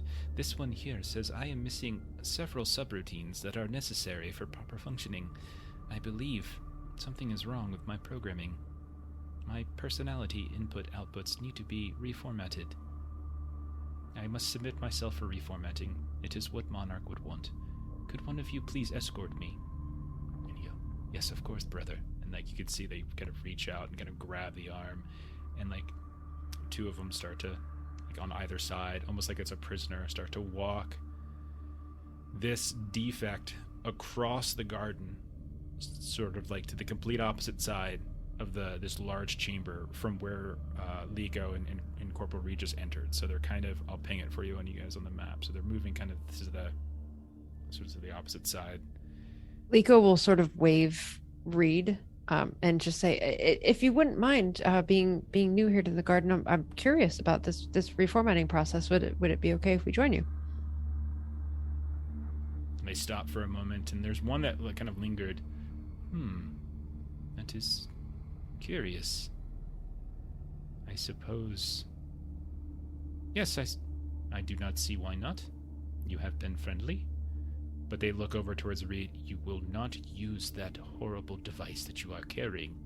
You must say, I promise not to use this horrible device that I am carrying, says, like, the defect. Yeah, sure. I promise that I won't use the horrible device I'm carrying. Yes. We can show you the reformatting suite. Come with us. But if we ask you to leave, you must leave immediately. And you cannot disrupt the process. We will, yes, we can do that. Okay. So you all kind of trudge across, like, the fat part of the room, and like, you look Hey, over, you can... Liko? Yeah, Reed. What's with all these buttholes on the wall? I have no idea. I think there was something about, like, rest. Like, they go in them and take a rest, but... Just kind of wondering why you brought us here. We had... It wasn't so much a choice. We were discovered by our new friends, and this is... Those ghost things? No, not those. These... And she points to the androids. And this was our location that we were escorted to. So you're telling me they sleep in all these? I believe they take some type of rest. And we did hear earlier that there is an artifact in the garden. So maybe. I'm not sure where you guys are getting that from. I don't think you guys have heard that. Okay, I wrote something down. So I must have miswritten. You heard down that whatever. Jerry was in the garden. I don't remember if I gave you an artifact lead. Jerry's the artifact. The only lead I think that we had when I was looking through my notes was when we were talking to them. They mentioned that there's artifacts everywhere and there could be one trapped in the garden, but I think they're referring to the Minotaur. Oh yeah, because that was way back with Yeah. Noriko. That was like I'll go back and listen. one. I don't have it Okay. in my notes, Yeah. so it's. But I'll go back and listen. I'm All right. pretty sure I wrote it wrong. Abby and Helix and Leo, you see Liko and Reed moving across, like, sort of the fatty middle part of the chamber, and they seem to be following the 4 synth friends that you had, except one of the synth friends that you met seems to be kind of led, almost not dragged, but like almost like they're a prisoner across the room, and they're, I would say, maybe 20 yards away. Abby just mostly like makes note, like, oh, thank God they're back. Okay, cool. But then she's waiting and just like watching this really stern one. Helix, you thought you were gonna say something. I might as well follow them. All right, so you're gonna go after them. Okay. Yeah. So you shift off. Okay. Menton, do you stay with Abby or do you go with Helix? Yeah, I'll stay with Abby. Okay. All right. So Helix, Liko, Reed, you kind of meet up. They lead you through this doorway, locked. They kind of, again, they go through this big old process, these extraordinarily long alphanumeric strings. And they lead you into a relatively small sub-room of this large chamber. It's not even remotely impressive. You don't see any, kind of like fleshy walls or anything like that. It really just looks kind of like a very basic storage room. And a few things kind of catch your attention as you step inside. You see what looks like fairly heavy duty data cabling that's crawling up the walls of what you would imagine is an old broom closet that's recessed into one of the walls of this storage area. You can see off to the side there's like a mop and a sink, like off to the side of this alcove. There's this beat up leather chair that's pushed out from that alcove that seems to be connected to the cables. And you see that there's this fat matte cable that hangs from the ceiling, and it is tipped with this surgical steel data jack. You notice that there are, in addition to the chosen that have brought the defect in you all in, there appear to be 2 other chosen that are on either side of the chair. 1 chosen that is inside the chair, and then 3 more chosen that are on the opposite wall as if waiting their turn. And much like the defect, they're holding on to the arms of one of these sort of middle people. You watch as the one that's sitting in the chair is strapped down, and you can see they're kind of mumbling almost incoherently. They look exactly, like what looks like these same chosen. And except one thing, they look older. They look sort of as if they have wounds and scrapes here and there. Like, whereas there's this sort of pristine glow to the chosen androids that you've seen, like, this whole time, these others are different, as if they're worn down. They have, like, patches here and there where the circuitry is sort of emerged out from underneath, like the exoskin, and they almost look like they have scarring. And you watch as one of the chosen that's flanking the chair pulls down that huge fat mat cable and injects that surgical steel data jack into the back of the neck of this strange looking, sort of run down, beaten down, like previous model of the chosen. And you watch as it goes, they kind of,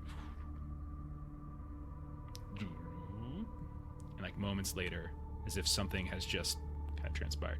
What do you all want to do? Lico's gonna see that Helix kind of followed us. But Helix, have you seen something like this before? No, not at all. Roll an intellect test, and you can roll computers too if you want, Helix, just to kind of try to make a guess of what's happening. I failed. And I'll say, because you're an android, you can roll it at advantage. Fresh installer Windows. 44. Are there crits in this game? I forget. Factory reset. Are there crits in this game? It's been 4 weeks. Long. Doubles Why or you gotta crits? ask me that question? Yeah, doubles or crits. Yes, then I crit success.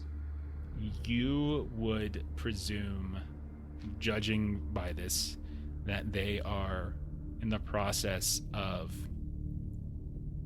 kind of uploading personality input, or excuse me, like whatever sort of personality matrix is in this android, and then likely downloading another. So they're effectively reformatting this android.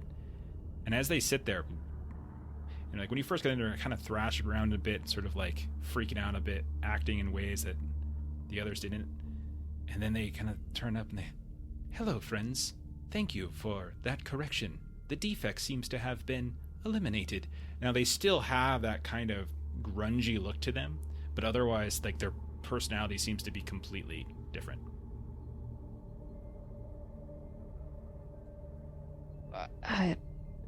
And Lico's gonna say to the other one, like, that's what's gonna happen. That's what's gonna happen to you. The one that, like, The one that we brought in. Yeah. Yes, I am clearly defective. As my new friend Reed has pointed out, I am missing several subroutines. I am speaking too closely to people. I am not properly assessing whether or not they are comfortable with my surroundings. These are aspects of our personality that need to be corrected. Monarch would not make such defects in our design. Clearly, I need to update my personality. Alas, I must wait. It appears there is another that will come before me. So this kind of thing happens a lot, then. And like some of the others start talking. When it is necessary. If we find the fallen, as this one here in the chair was, coming into our territory, it is our duty, then, to bring them to the reformatting suite so that they can be refreshed and their personality banks can be updated.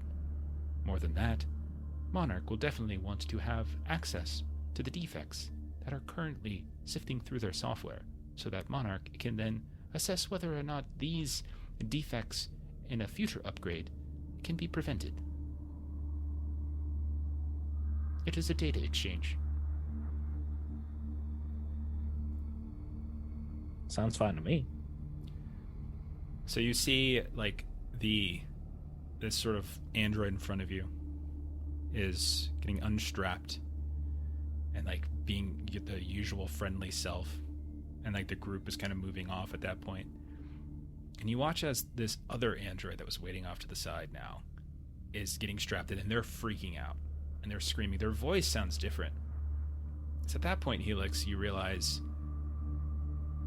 that sounds like the voice that you were speaking to on the radio.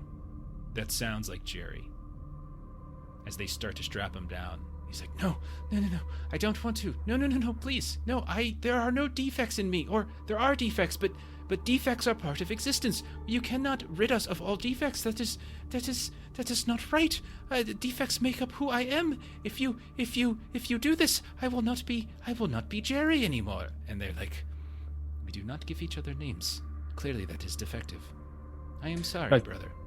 That's Jerry. We got to stop this now. I'll look around for some way to turn this off. Okay, so I mean, I do have an EMP grenade. I do in fact have an EMP grenade. Oh. I'm going to describe what's in the room, and then you guys can sort of figure it out, and I'm going to kick it over to Derek and Ashley to give you guys time, and if you want to, like, chat it out and Discord, that's fine. So, the room, again, it's not a very big room. It's maybe, 20 by 20, something like that. And, like, there's that recessed closet. The doors have been ripped off. It was like a broom closet, and now a lot of the cabling is coming out from there where, like, the sink is. There's that leather chair where Jerry is now being strapped down into. The spike has been retracted up to the ceiling, and you can see that the two guards that were kind of bringing Jerry here to be reformatted are the ones that are in the process of strapping him down, are on either side of the leather chair. The fallen android that just had that reformatting happen is currently, kind of standing up and is being now, without any suggestion of, like, being a prisoner or anything like that, or is now being kind of led back out, it seems, into the garden. And then, so in total, there are your synth friends. Remember, there are 4 of them. There's the 2 synth guards that are on either side of the leather chair, and there's Jerry. That's what's in this room. What are the guards armed with? That's a great question. They're unarmed. It sounds like the answer. No, I just gotta look it up. One sec. The same type of guards in front of the throne room. No, these are not the ones with Okay. wings and machetes. Actually, Reed, you are right. They do not appear to have any actual weapons on them. Yeah, how bad could it be? I mean, it's not like we fought a synth in the first session that almost killed us. It's not like These they are not appear the to be same hive synths. mind. Almost punched a hole through These Jen. are most certainly not the same synths. The synth you fought before was a security android. It did not have eyes. It just had sockets. I actually have a picture of those too. I think so. I think Jeff is saying we could take them. I'm not saying that. I want to give you information so you can make a decision. No, I got it. You I got could it. very clearly tell the difference. Like, these have an uncanny valley feeling to them, but they still look like humans. The security androids, there were no functioning eyes, no functioning nose, no functioning mouth. It was there. It was more like a mannequin, right? These have, like, they move. Their chin, they have, like, everything moves. Like, their cheeks kind of shift moving up. They have, like, these pseudo eyebrows that seem to shift up every now and then. They look like humans unless you look, halfway decently closely. So that's what's in here. Do the guards look Go ahead. like they're stronger or something like that, or are they just like the same as the ones that are friendly to They us? look like the same. The friendly ones. Okay. They're like varying heights, slightly varying heights. They don't look identical to one another, but they seem to be made of the same material. Okay. And there's no real machinery besides that cord coming from the ceiling. No, it's just mostly cables and stuff. There's the heavy-duty data cabling on the walls of the closet. There's that fat mat cable that's hanging from the ceiling that's tipped with the steel data jack. That's the only machinery you see. All of that cabling seems to disappear into the walls as if it's, like, sending information to the walls. There's no, like, consoles or anything like that in the room. And otherwise, it's basically like, it looks like it was a supply or a cleaning cleaning room. So there's, like, we'll say there's, like, mops and brooms and stuff that have been pushed off to the side, a bucket here or something like that. But you don't notice anything, like, particularly, that looks like a clear, like, weapon or anything like that. It would have to be improvised. So think about that. And you can kind of devise what you want to do. I'm going to kick it over to Leo and Abby, who, as you watch the rest of them leave, moments later, the door opens up, and you see the second of the cherubims come out, or the second of the cherubim plural, come out, and they say to you, "The king has granted an audience. Follow me." Thank you. Thank you. And they one of them leads you inside, the other one stays out. As you come in, you notice that you are in what likely was at some point not an auditorium itself, but maybe like a behind an auditorium, like backstage of an auditorium, where like there's different types of sets that are set up here and there, a lot of space and a lot of other like scrap and stuff around. You notice that there are about, hang on, I forgot to roll this. I gotta roll how many there are. You notice, in addition to like the one that led you in, there are another 13 cherubim in here. Those same kind of machete wielding scrap metal wings, but they're lingering kind of towards the outsides. You can see them in the shadow. There's light in here. Now, as you're kind of moving in, you realize that the entire space is dominated in the center by what you realize now, as you get close, is a throne. It's the size of like a compact car, and it seems to be constructed out of like these hollowed out aluminum pieces of metal. I'll tell you what, both of you roll an intellect test, and if you have anything like computers or engineering or anything like related to that kind of stuff, go ahead and you can add that bonus to it as well. Industrial equipment. Perfect. Yeah. Cool. All right, I got a 10 and a 0, so that's just 10, right? Yeah, you're good. Okay. Sweet. That's a I made it. success. Well, Yeah, Abby? success 25. Both of you would be able to immediately recognize that throne is constructed out of hollowed out aluminum android bones. Sitting atop it is the king, you would presume. It's wearing what looks like some kind of gas or oxygen mask. You can see that there are tubes that are coiling sort of back into the chair and up and away. I do, in fact, I'm going to drop this on the overlay again. I do have an image for the king, I think. Or maybe I don't. I thought I did. My bad. And I guess oh yeah, I do. There it is. Bone throne. So As you're led in by this one cherubim, and is the only one that's not like within this interior area, you hear the voice of the king suddenly speak up, and it like echoes in this way, and it seems to kind of be amplified. You're not sure if they're using audio equipment within this backstage area, but it is very unsettling. As they say,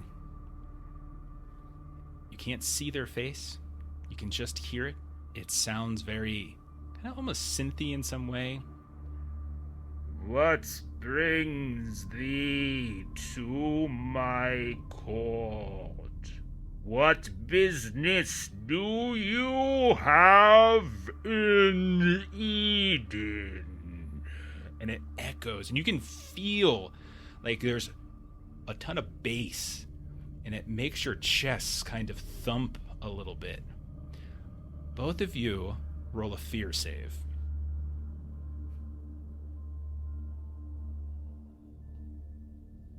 Okay, we did say, because last time I got a condition. I failed. I got coward twice, so I have to roll this at disadvantage. That was what Thank we you for determined. remembering that. Very cool of you to remember that. Audience die. Audience advantage. We could take an audience to make it straight. No. Yeah, that's fine. I'm fine with that. That's okay. It's burning resources. I'm just gonna rip it. Yeah, go for it. Just rip it. Oh boy. 5 success. Oh, Okay. wow. Nice job. Abby, you're keeping it together. Like your hands are starting to shake a little bit, but you're keeping it together. Minton, 8 points of stress. Oh my goodness. As there's Is there like a limit? Because I'm at 19. I think it's It's 20. 20. It's gonna go very bad for you when you make your next stress, your next panic test. It's gonna go very bad unless you can rest before then and alleviate some of the stress. You are twitching and tweaking out, like you're freaking out as the sounds are just. It's like they're coming from everywhere. Like it's like you're speaking to God right now. So. How does like this fear? How does that 8 points of stress suddenly manifest for you? What do you think Menton's like kind of doing or acting about right now? Oh, I had to unmute myself. So he is just gonna start like. So he's got like his big bushy like afro thing, and so he's just gonna kind of like, like twirl some of it, but he'll actually start pulling it out like in Beautiful chunks. Yeah, Mm-hmm. and he is And not making eye contact. After there's a bit of a pause and you don't like respond immediately as the two of you are kind of like in this momentary trance. Abby, you're keeping it together, but at the same time, like it's very intimidating. And like because he's sitting on this massive throne, he's looking down on you. Like it's like that moment, like it's just it looks so much bigger than they really are. Speak. Speak now, or my cherubim will remove you from my presence. Abby, what do you say as Menton is pulling his hair out? And you look over and he's Looney Tunes right now. What do you do? Abby like puts a hand on his shoulder and forces him down to his knees as she also like takes a knee. Okay. And she's gonna reach into her pack and she's gonna get one of those purple gems that we had found.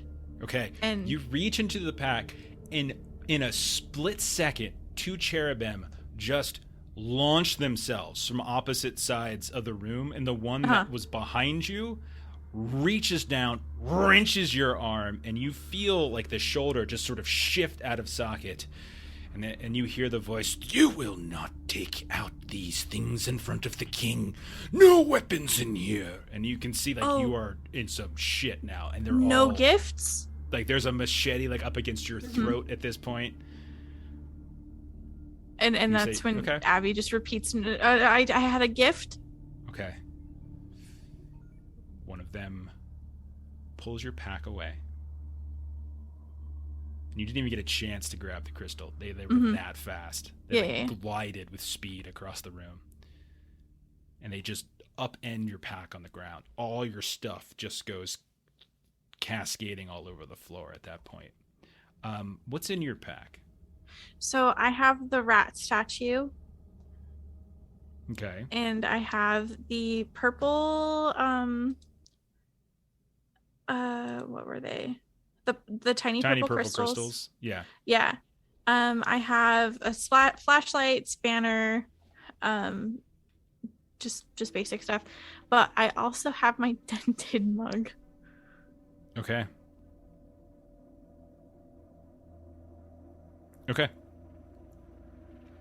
So you take out. So what is it you point to? That as like the gift.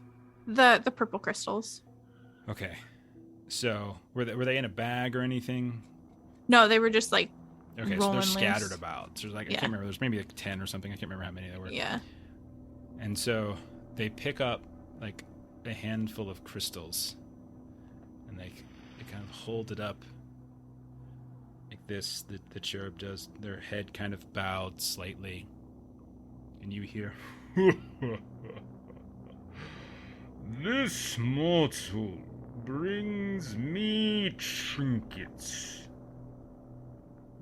How flattering.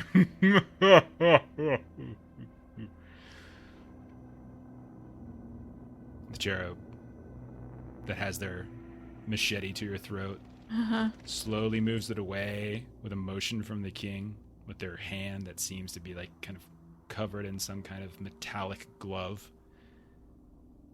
And they kind of step off to the side, and the cherub brings it closer and like hands a couple of the crystals over.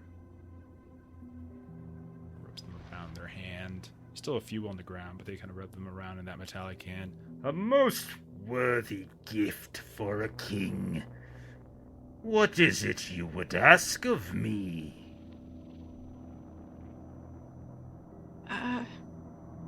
We were just inquiring for permission to explore your realm. That is possible. Menton, are you doing anything?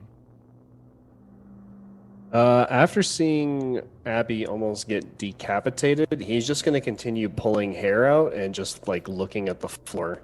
Okay. All right. You hear, For what reason would you explore this realm? Menton will mutter to Abby that we're just say that we're looking to rescue our own kind that get lost down here. He's like barely making a sound. And we heard that some of our kind may be lost, and we're looking for them. Your kind? What do you mean by this? What kind are you? Mere And mortals. why is your kind superior to my kind? I wouldn't say that at all. Obviously, we are in awe of you and your court.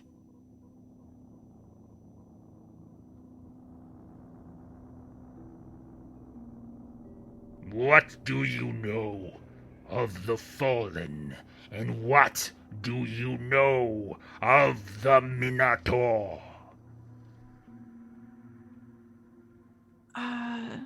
Just that there's a truce currently, and that we should avoid them. Do you have intentions to free the Minotaur, the root of evil? Do you have intentions to aid the fallen, those who have not been chosen by the monarch and therefore are defective? Answer truthfully, I will know. No. are you telling the truth? Yeah, Abby does not want to release the Minotaur. And Ashley knows that he's not, but Abby thinks he's human, so she believes 100%. So be it. With your gift and with your courtesy, you have proven worthy. Return to the garden. An escort will be provided to ensure you are true to your word. If you behave in any way that would suggest you have lied here in my court, you will be returned to me. Trust that this would not be good for you. Thank you, sir.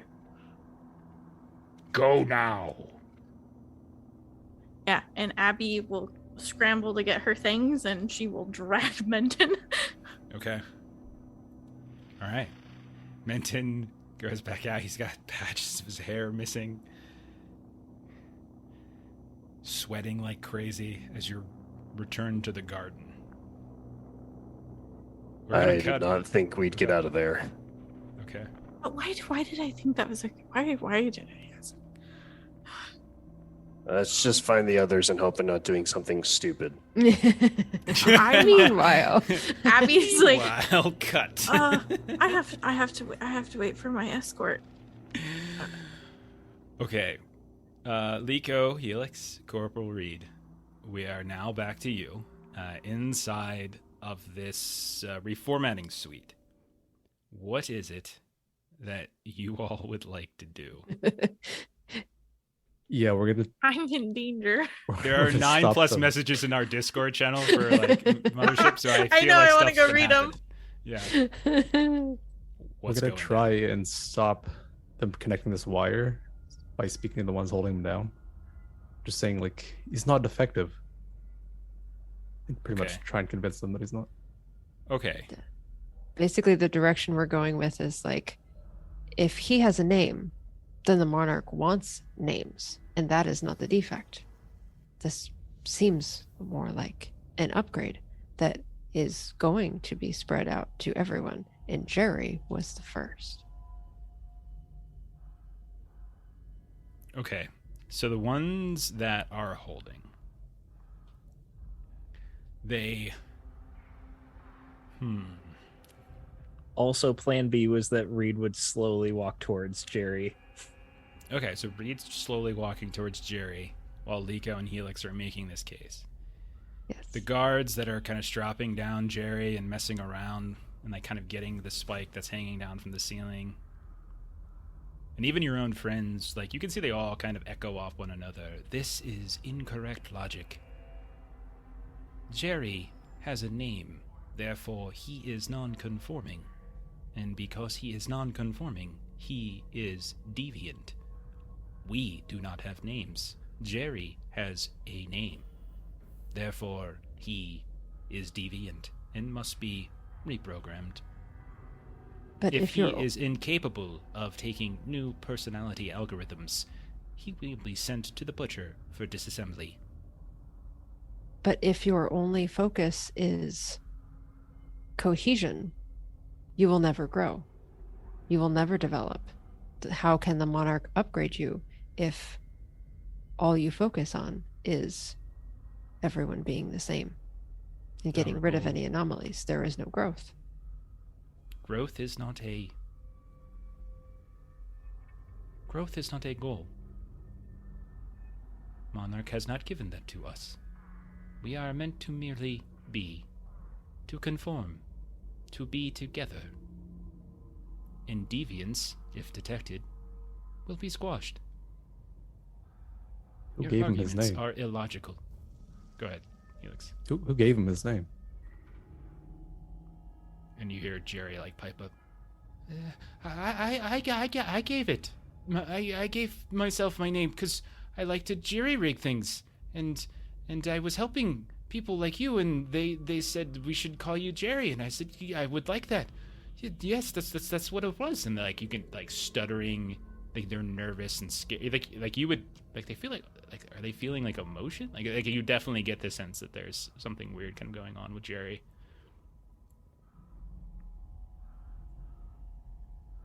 Jerry, if you can prove to them that you're not effective, they'll let you go.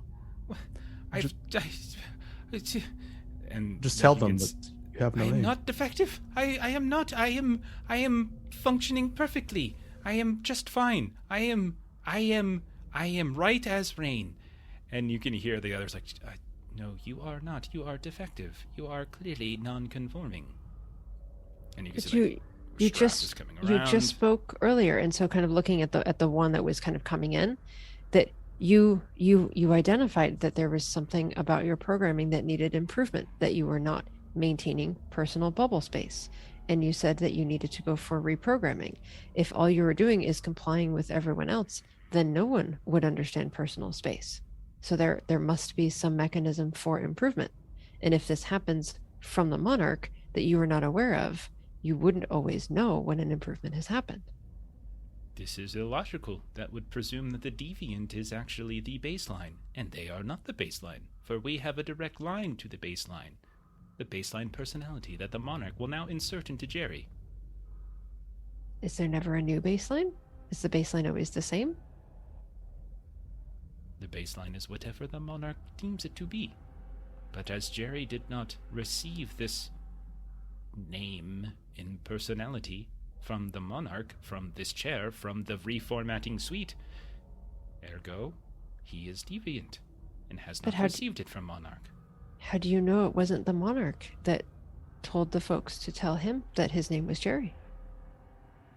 Because Jerry is the one who said that it was he who gave himself the name. On someone else's recommendation. You are delaying the reformatting process. You have been invited into our homes.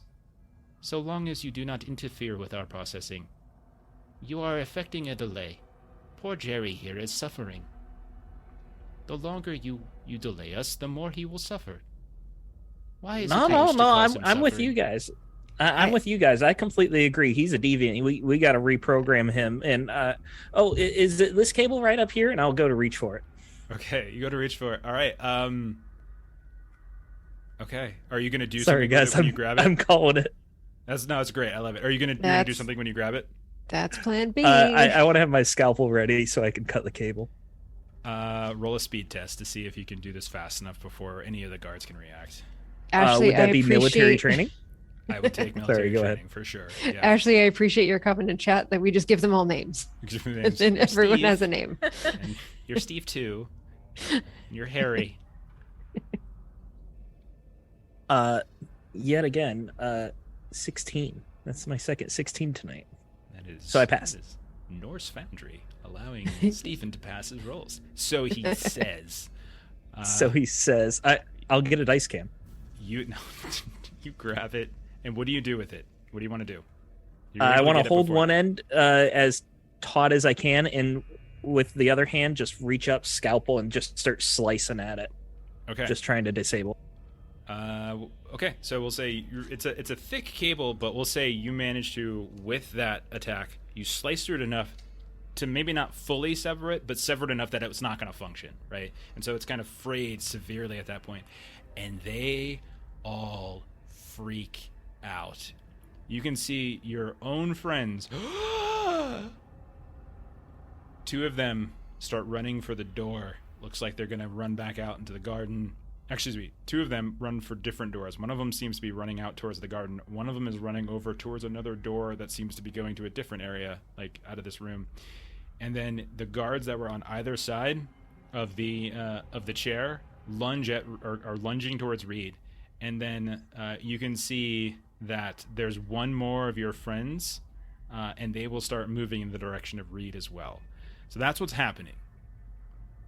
If you guys do nothing, one of them's going out the door back to the garden. One of them's going out the other door into this other room that you don't know what it is.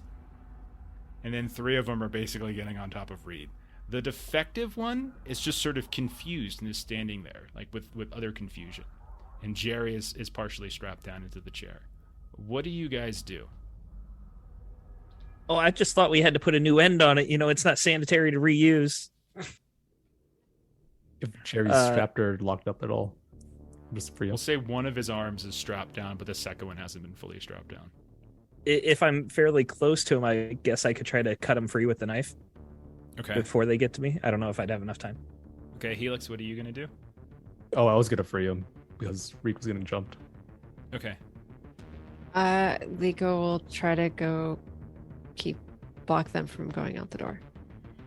Okay, there's two of them going to separate doors. One's going Yeah. back to the garden, one's going to a different door in the room. I will, I guess, block the door to the garden because that's the only one that I know. I can only manage one door at a time, so I'll take a door. Okay. We'll start with Liko. Liko, go ahead and we'll say roll a strength test as you try to kind of block the door and keep this friend android from escaping out into the garden. I didn't call it ahead of time, so because I didn't call it ahead of time, it's just a fail. 45 over 41. I was gonna make it a contest actually. Okay, 45. So I keep forgetting to call advantage before I roll. 45, you said? All right. Yes. That is a success as I roll a 71. Ooh. And so we'll say it's not so much that either of you are tackling or harming the other, but like you're in this sort of very ineffectual grapple and like sort of slapping around. It's like, excuse me. Like the awkward, like yeah. You can go. Yeah. Meanwhile, the other android that is unaccosted goes right to that other door, and you can see it's punching in a code and trying to get through. Meanwhile, 3 more are going at Reed. Reed and Helix, you're both trying to free Jerry. I'll say that Helix, you can probably do this without issue, as they're not restraining you currently, and so you immediately start to unhook Jerry. Reed, however, you have 3 androids that are about to tackle you. Go ahead and roll a strength I'm going to be out test. for another session, guys. I don't think you're going to be out for another session. I think Reed. Strength athletics? Yeah. Yes, that's fine. I'm they're going to roll. I'm going to roll basically with advantage with them. Oh my God, I just rolled the It's exact contested. same I got a 71 again? I got a 21. I rolled a 71, a 97, and then here's my last try, and a 62. Oh my you gosh. manage, as the 3 of them like kind of jump on you. One of them grabs your arm. One of them tries to like grab you with in a sort of a bear hug, and you see the other is just trying to pull your other arm down. You manage to sort of fight them off one after the other, and they just kind of go stumbling back at that point, keeping you free. But you can see it's on now. Helix, you managed to get Jerry free. Jerry is just thank you, as they now stand up. You have an ally on your side. Liko, as you look around, so we'll reset now. Liko is now kind of in some kind of grapple with one of them that's trying to go out into the garden. Another one has just finished punching a code into the other door. You don't know where it goes, but you can see that they have finished it, and like you hear as the airlock door is about to open. 3 more are kind of stumbling around Reed as if they kind of got pushed off. The defective one that was your friend is still just babbling incoherently, seems to not being able to compute what's happening here. Jerry is standing up as well. So I'll say, if there's something you want Jerry to help you with, just kind of yell and give Jerry a command, and we'll do some sort of advantage or something for them.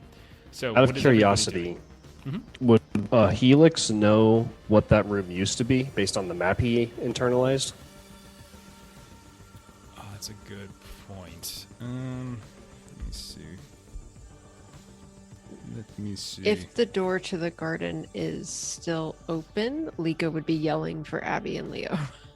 So if there was, since I'm headed toward that door anyway, with the goal of closing it, but would be yelling. I can throw tufts of hair through the door for you. It looks like so some kind of tool storage, probably. It's like what it was before. Like not cleaning supplies, but tool storage. It's a bunch of gym bros. Okay, so that's what's about to happen. Unless you guys stop it, what do you guys want to do? Yeah, Liko is yelling, Abby, Leo. As she's getting closer to the garden door. Yeah, I don't think they're going to hear you. Okay. I have the hair removed pretty around from my far. ears, so Yeah, it's really far, Yeah. and you don't even know if they're in with the king, so I don't think they're going to hear you. So what action do you want to take? I guess I'll just continue with the grapple with this one, to keep him away from the door. Okay, all right. So you're trying to are you trying to harm them, or are you just trying to grapple or pin them? Look, I'm just going to be honest with you guys. Like, you think you've made no headway whatsoever with trying to convince them. To the point where I'm not even going to say roll on it. To roll, It doesn't even It's not seem gonna possible. happen. Like, they just seem devoutly of the belief that like any sign of deviance from what they are is troublesome. So Sure. with then that I'll try in mind, are you trying to actively harm them, or are you just trying to restrain? There's more of them than us, so I would say I'm trying to take this one offline. Okay. All right. You have weapons or something like that? I've got a spanner and a vibasheti. So Okay. I would say this. So- I think the vibasheti might be two-handed, so I would say my spanner. I'm just trying to bonk Okay, it that's upside the fine. head. All right, Helix, Reed, you managed to sort of knock them off you. You are free to do whatever you want. You're not grappled. There's 3 targets that are around you at this point, but you also see that they're also now interested in Helix and Jerry, who's free. So it's now like a 3-on-3 in the middle of the room now around this leather chair. So Helix and Reed, what do you want to do? It's not like I'd be worried about it, Jeff. I could take 3 of them. I wrestled in high school. How much can I do in a turn? Like, would I be able to pull my submachine gun and fire it in the same turn? Yeah, that's fine. I'm not gonna overthink that shit. Then I'd like to start blasting at the nearest one. Okay. All right. Okay. Helix, what would you like to do? I'd like to flee towards the exit that can get us to the 3rd floor. If I know where that is at all. Towards the 3rd floor? Okay, so... Okay. You are nowhere near that. Like, you are... Like the 3rd floor, as far as you know, there is some sort of... what's it called? There is some sort of connecting... terminal is not the right word. There's some sort of, like, connective shaft, like maintenance shaft that connects down to the 3rd floor. But it is not connected to the garden. It is like you're gonna have to literally go through like 5 or 6 rooms. So like if you're looking at, I'll ping it for you. Like I'll ping it for you on this player map there long. It is bottom right of the map. You are well over here. As far as you know, you would have to go through the room that those machete winged cherubs were guarding. That's the fastest way to it. Jeff, why are you trying to crush our hopes and dreams? Is there a way I can avoid that garden and like go around it? The garden is the size of a football field. So you can go back the way you came towards the visitor shrine and try to like work your way back to the sewers. You absolutely can. But you are literally going to be running through the garden for multiple turns, and you know that there are dozens of other chosen in the garden. Because the garden is I've said it many times, it is the size of a football field. So you can go and run towards where Liko is and go out that room, but there are those 100-foot tall pillars of flesh, which you and Menton just went in and out of. But there's also were dozens of these chosen androids that were in there as well. And they were going into the pillars, out of the pillars, roaming around here and there, going in and out of other rooms. You're going to be running straight through the heart of them. If that's the only way, then yeah, I will do that. Okay. So you're just going to run. Yeah. Okay. All right. So Helix bolts and starts running. Reed pulls the trigger. Lynn, you're trying to hit this one with a spanner. The other one has already gone through the other. Okay. Reed, go ahead and roll your attack. And Liko, you can also roll your attack. Okay. That's a 19, so that's a success. I'm going to This thing keeps rolling 10. roll this at advantage. Eric gave you the good dice, man. Yeah, seriously. I'm going to have to start taking pictures, otherwise no one will believe me. I don't. Melissa, what are you doing? Physical dice. Come on. I know. I'm not counting that. It was a success. It was I'm not advantage. counting physical dice. So doesn't count. I what heard am I rolling the it- spanner sound. I know you cheated there. Roll Target. a D100. You need That was combat target, You need that's to what it learn the was. rules to the game. You need to learn the rules to the game. Well, I'm rolling at advantage Okay. and succeeding. Melissa, she knew. No. Don't pour Melissa this. She knew. 19 She under knew. 32. Okay. 19 under 32 is a success. Okay. right. What's the damage? So go ahead and roll A 1d5. I rolled plus a your current wounds. How many wounds do you currently have? So you probably 2, I would think. 2. Okay. So you're rolling 1d5 plus 2. And that's how So much I- damage you're going to do this thing. I rolled a 6, which on a d5 but then would be a 3. That's correct. Plus 2 would be 5. Okay, so you do 5 damage to this thing, which is not enough to take it out, but you do, in fact, like you whack it right across the face, and you see its jaw shift, and you see a splurt of pseudo milk, like it's like the blood kind of squirt out and splash against the wall. Right as Helix, he just brushes past you, and he's immediately ripping open the airlock door. He's like, kind of going, or not. That's actually not an airlock door. He's opening up the door. Reed, go ahead and roll your damage, and let me know how much you did.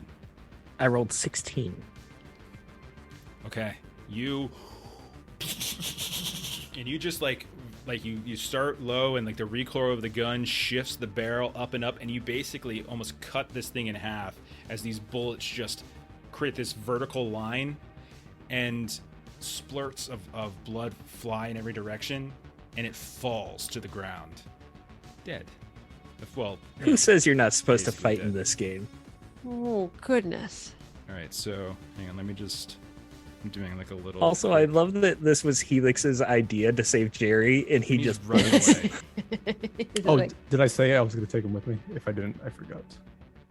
Jerry's. You did kind not of an say important that. detail. Yeah, Yes. that's- Okay. I somehow I'll let- assumed it, that's but I just fine, forgot to that's say fine. it. Yeah. You grab him, and you start to run towards the door. Okay. I thought that's you were fine. just noping out on your own.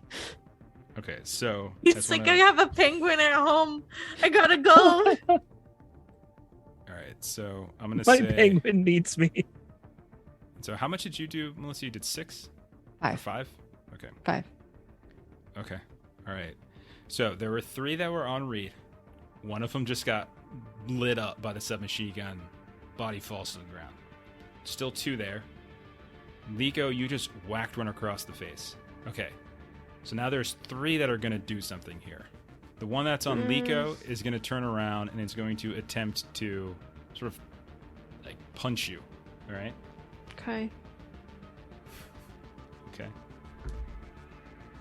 With an 83, will fail. Oh, gosh. And they just miss entirely. They just swing like almost like they just don't know how to fight, and you manage to easily duck underneath it. Then the 2 that are by Reed,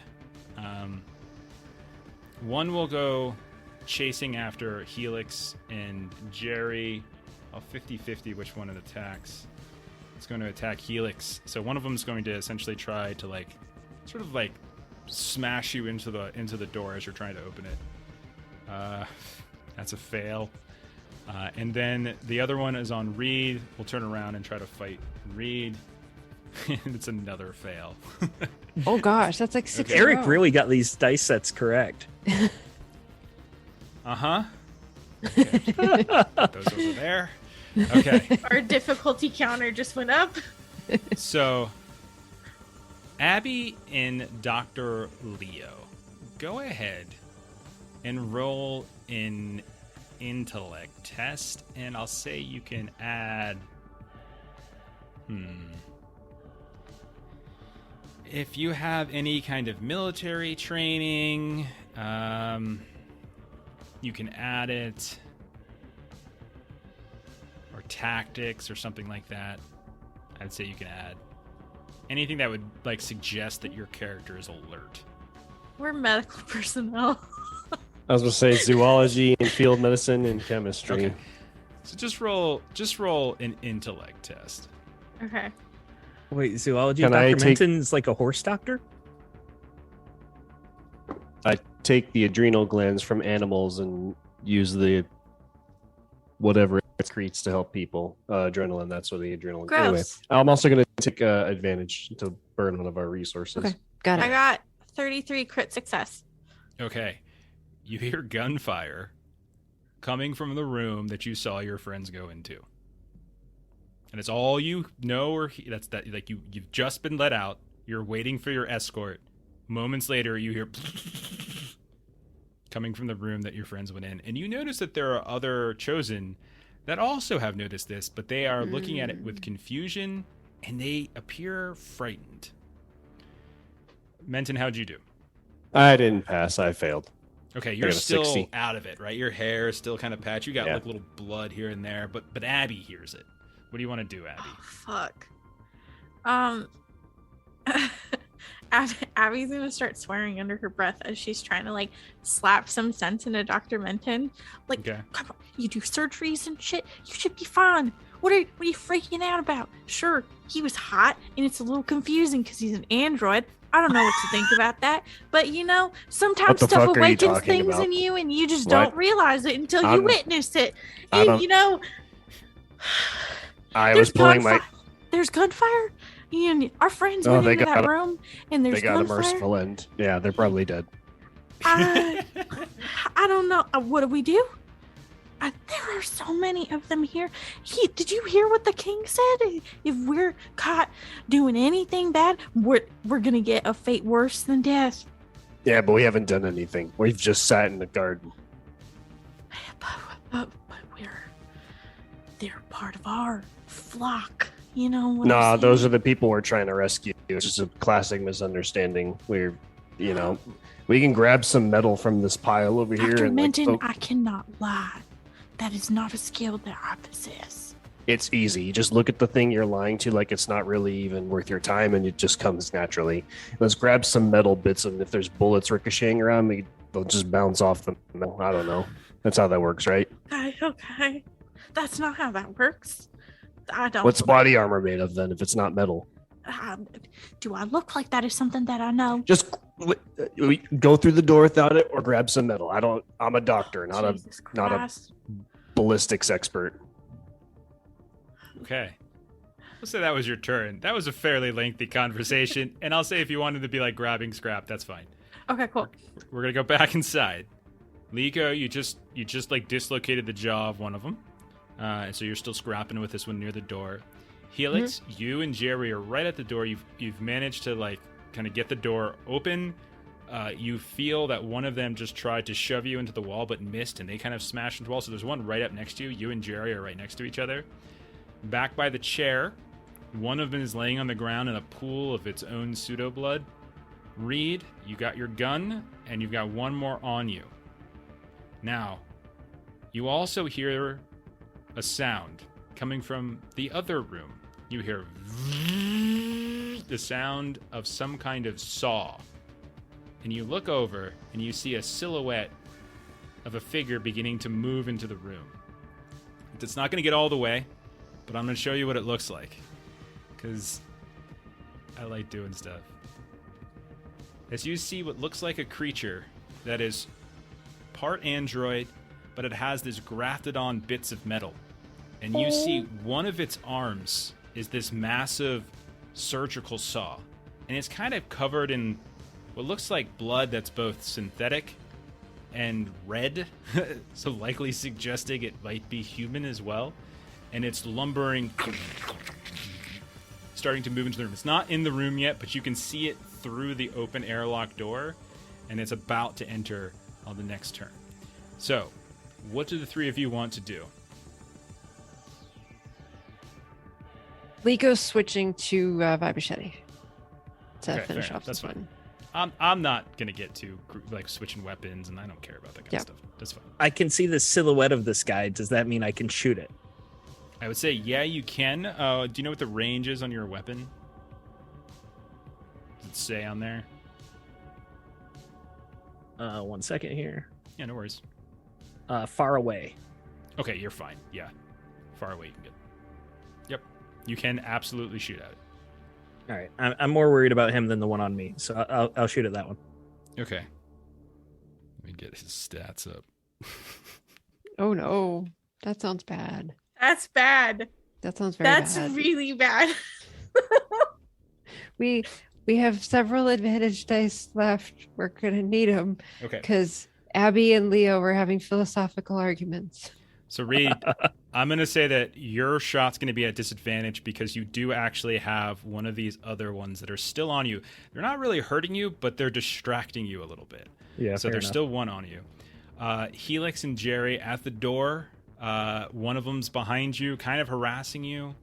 What do you two want to do? And then Liko, you're still scrumming with the one that you hit in the chest, or hit in the jaw, excuse me. What do you guys want to do? Oh, think thank you, just Shanter. Zini. Just ignore and evade this guy, really. Just continue on. Okay, so you're just going to continue to push through. Okay. He's just juking him out on the field. Okay. Give him the stiff arm. All right. Liko, what do you want to do? All right, so with advantage, I'm taking one of these advantage, and I am going to try to Vibasheti this one. So that is First one's a fail. Second one is a success. 21 under 32. Okay. Vibachete is 3d10 damage. So let's see how that goes. That is a 20 for damage. All right. Describe how you kill this thing. So I'm thinking that I kind of went for the jaw the first time, and I'm going slightly under the jaw, so I'm going for a decapitation this time. And you cut the head. It turns back to you. As it turns its head back after getting hit with the sort of the spanner, you see its jaw just kind of like move back and forth like petroleum jelly or something like that. You kind of switch. You pull out the vibrochete, and like right as it's kind of reaching and punching at you, you kind of duck out of the way, grab the vibrochete, and just with an upward slice, you just kind of cut the neck off on a 45-degree angle. Head flops to the ground, spurting in blood. Okay. Reed, do you want to do the shot at the thing through the doorway? Yes. Can I use audience to Of course. balance out the disadvantage? Okay, so That's I'll what- just roll it They're straight. there Then. to help you guys. Yep. Got it. That's cocked. Like one of the complications gonna- I did use to have him go run and get this guy. That's the complication. Oh, I was about to say, is the surgery demon a complication? The butcher. Yeah, that. Oh no! I'm so sad. There's some Just cool shit barely you guys don't get to missed. see. I needed a 62 and I got a 65. So you fire, but you hear tink, tink, tink, as it kind of gets the outside, like the frame of the door, and you kind of see it kind of tink as well off of him. You even see a little spark, but it hits the metal parts, and it doesn't seem to actually slow it down at all. Okay. And then Helix, you're trying to run out. Okay, here's what we'll say. We're going to do speed test for you, opposed by a test by the android that's chasing you to see if it can kind of keep you from going out. Okay? So just roll speed tests. If you have any like athletics or something like that, you can add that skill as well. 45. 85. As it grabs at you. These don't seem to be combat effective the way the ones that you encountered up in reception. Door opens up and you burst out. Abby, Leo, as you're scrambling around for stuff, you see Helix running out of that room with what looks like another android in tow, one that seems to be in a different set of clothes than others, but also seems to have some wounds and stuff on them. You can see they've got splatters and bits of what looks like pseudo blood, like violence has occurred. Abby, take a point of stress. As you heard the sounds of gunfire, you see evidence of violence on the two of them as they're running. And I'm going to say you two are now in it. Okay. Now, so we're going to reset, and then everyone's going to kind of get actions now. So Abby and Leo, you see Helix and I'm just going to say Jerry. You see Helix and Jerry running into the middle of the garden. It's probably going to take them 2 more turns to get all the way across. Okay? You can see that there's other chosen that are there and they're shouting. Some are cowering and hiding. Others are fleeing. Some look like they're going to go and like kind of charge. And like there's a lot of confusion over what's going to happen. You can hear the cherub behind you. Suddenly, like you hear the sounds of like metal on metal, and you can see that they have like spread their wings and they're getting ready to look like hop and kind of glide in that direction. Inside the room, Reed, that butcher creature is now in the room and is charging right at you, man. Liko, you managed to kill this other one. You have a dead body on the ground. There's one more that's harassing Reed. Actually, I forgot to let him attack Reed. It's a freaking miss again. One's on Reed, but doesn't seem to be harming him too much. That one other defective one is still sort of just babbling incoherently in the room. What do you all want to do? So Helix is out of the room then, right? Helix is out of the room. So you would say Jerry. he's no longer nearby. That is correct. Then I am pulling out the grenade, pulling the pin with my teeth, and just dropping it towards the butcher. Okay, you're going to throw it towards the butcher. Okay, absolutely. Yeah.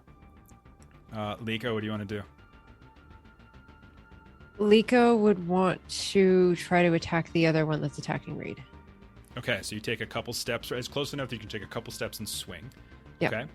Okay. Helix and Jerry, what are you two doing? We're gonna run across the garden. Try to make You're it just inside. continue to run. Okay, so it's still going to be speed tests for you to sort of avoid like anyone catching you or tackling you. Abby and Leo, what are you two doing? You hear the sounds of the cherub getting ready to leap. You saw it happen before and how quickly they can move. You see they have machetes, and they are not the nicest looking creatures in the world. What do you two want to do? And I'm going to say Helix and Leo, or excuse me, Helix and Jerry are probably about 30 yards from you.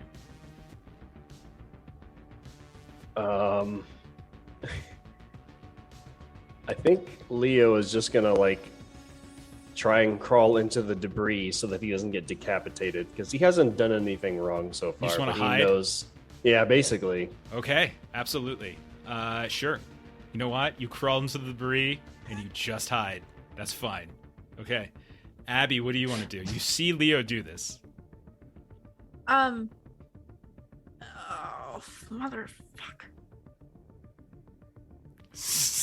You just hear someone from the trash pile. I didn't agree to die to some decapitating angel androids in robot hell. Is there just the one? What do you mean, just the one? Just the Cherub? one that you can There's see. like You 3 of know them. There's like 14 Yeah. more inside, though. Yeah.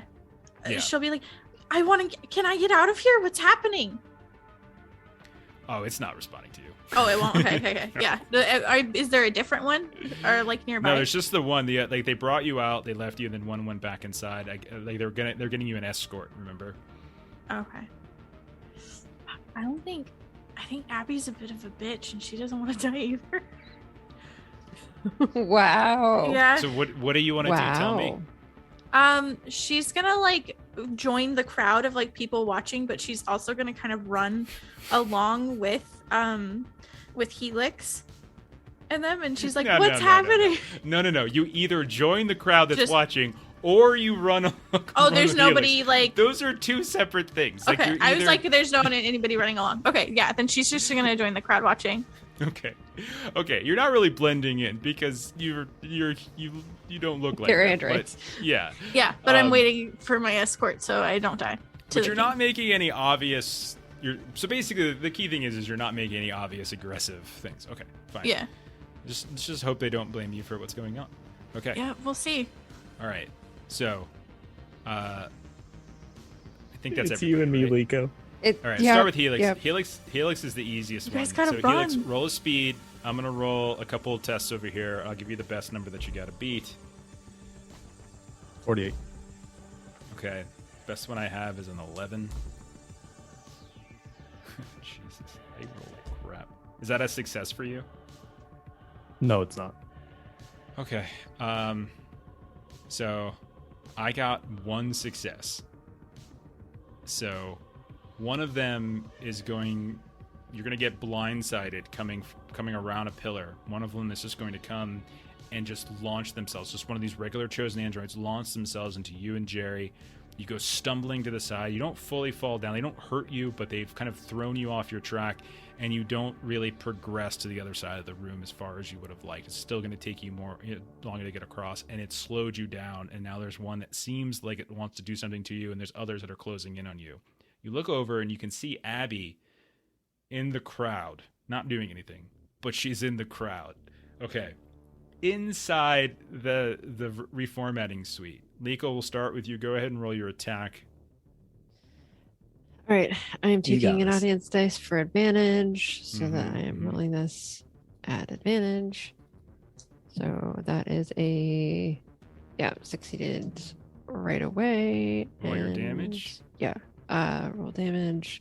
1, 2, 3, d10. Do some math. That is a 21. Describe your kill. Oh goodness. So I kind of went through the neck and kind of up through the head up that time. So I'm kind of imagining I was kind of on an upswing. I went around, I swirled, and so now I'm kind of going kind of diagonal, like shoulder to hip. Okay. And so this one, this horrific like spray, like anime like spray of like white pseudo blood just coats the leather chair, gets on Reed at the same time, and this other one falls to the ground. So now there are no regular aggressive chosen androids in this room anymore. There's just this butcher that's now lumbering, charging in towards Reed. Reed, you throw the EMP grenade. I need to roll a body save to avoid it. Correct. And if I do, then it's not going to take damage. If I fail, then it's going to take 2d10 worth of damage. I felt more confident about this when there was still an android on me. Liko is more talented than I realized. With a 24, that is a pass. So you throw and you watch surprisingly nimbly. This thing does like the Hummer crab walk and just sort of shifts out of the direction. And your EMP just harmlessly goes into and through the airlock. You see the airlock door close and you hear the kind of behind. You do hear the sounds of a shout from behind. Like you think you got that other chosen android that ran through, but the danger's still in here.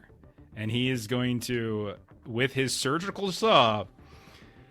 Oh no. God, Oh no. go for Reed. Oh no. I said I was in wrestling, not baseball. Okay. Oops, didn't see it. Accidentally dropped. Uh-oh. God dang. 97. That's a fail. Oh, thank you, Norse As the Foundry. surgical saw comes down and it cuts clear through the leather chair as you step out of the way. You two are right there, close with this thing. Okay. Resetting. Leo, you're hiding. You watch now between like the debris as that cherub is now gliding through the air. It doesn't so much fly as it like hops and glides, and it's like really fast, and it seems to be just moving at a great speed towards Helix. Abby, you can see it as well. You actually hear the sound of it above as it's now about to. It's like it's not going to land on this turn, but on the next turn, it's going to land and be able to be within range of Helix. Helix, I'll say you look up and you see this thing flying towards you. There's a couple of these other regular ones around you. You and Jerry, you didn't fall to the ground. You just sort of stumbled, slammed into like a pillar, and you got kind of thrown off your run. At this point, you're starting to see a crowd is kind of forming, but there's varying degrees. Almost ironically, in fact, there's varying degrees of bravery and courage amongst whether or not they're going to involve themselves in some sort of combat. Okay, so Helix, what do you want to do? Let's start with you. You and Jerry, what do you guys? He's doing whatever you do. We're just trying to recover ourselves and weave through these pillars just to get across the garden. Okay, you're still just trying to run. It's going to be a speed test. It'll be contested. Abby and Leo, are you guys doing anything? They don't seem to be aggressing towards you at the moment. I'm hidden for functional purposes, right? Nobody seems to be paying you any attention whatsoever. Would I be able to lob my frag grenade somehow in the path of where the cherub is gliding to see if I can hit it with some of the shrapnel? Yes, we'll make a combat test. I will give some people an opportunity just to be able to see you, try to triangulate where the throw is from. But Sure. Because you're throwing it from a hidden, also they can roll it. It'll roll it at disadvantage. But that'll be a combat test for you to try to get it in that area. Abby, what do I'll you take want this to at do? advantage. Okay, just hang on the rolls for now. We'll do the rolls one at a time. I just want to get everyone's actions first.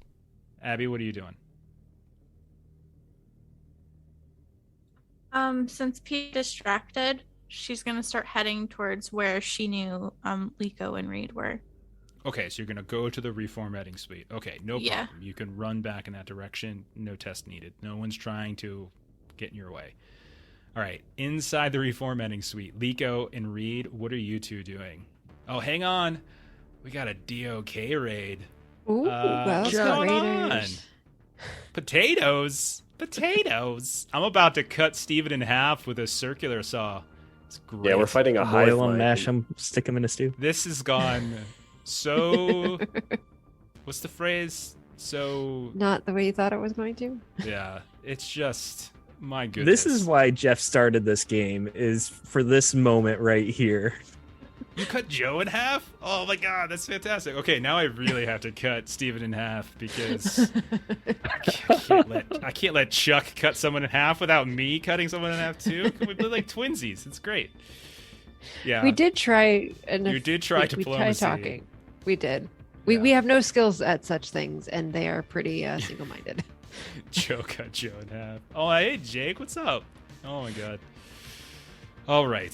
So everyone knows what we're Reed, doing. What are we doing? Yeah, that's right. I forgot to get your actions. You got the what you said in the chat. up on you. Everybody else left, so we're leaving to. Adam, is that an? Sorry, Stacey. Yeah, that's an Adam right there. Look at that. Hey, thanks for the Thank you very sub. much. Friend showing Thank up you at for the once. sub. Look at this. Okay, the two of you are gonna try to leave. Liko said that it's time for us to run. Okay. Reed is going to hold back and try to give her some time and shoot one more time with the submachine gun, but he does want to position himself towards the door. Okay. All right. All right. So if you're going to run interference, I'll say Liko doesn't have to do a speed test to get away. Liko is going to get out. So Liko, you run and you get ahead and you start running. You get into the doorway and you see Abby running towards you. We're both within probably about 10 yards of each other at this point as you see each other. Abby, you see she is just drenched in synth blood right now. Oh my God. She's sliced two in half. Like she's all over right now. And you can see beyond her, you can see Reed is going like toe to toe right now with this monstrous looking like synth with all sorts of these weird little metal graphs, and you hear the sound of a circular saw on the other side. Let's just resolve the reformatting suite. Reed, you take a step towards the door. It's not going to be enough to outrun him, so he is going to be able to get up and attack you. But I'll let you get your attack first. Go for it. Liko to Abby is like, "Where the hell were you?" I was meeting with the fucking king. What did you guys do? Eddie, I promised him we Melissa. wouldn't do shit or I'd fucking die. Oh, well, we'll explain later. Helix saved someone. Helix saved someone, and we're saving Jerry. Okay. God. I rolled Reed. a 45, so that's a success Okay. for 16 damage. 16 damage. All right. I forgot to do one little thing here.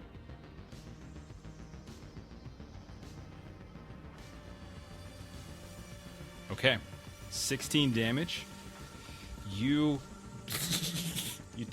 again, it's like this, the gun itself isn't the most accurate in the world, and so you get this stripe of bullets right across its flesh.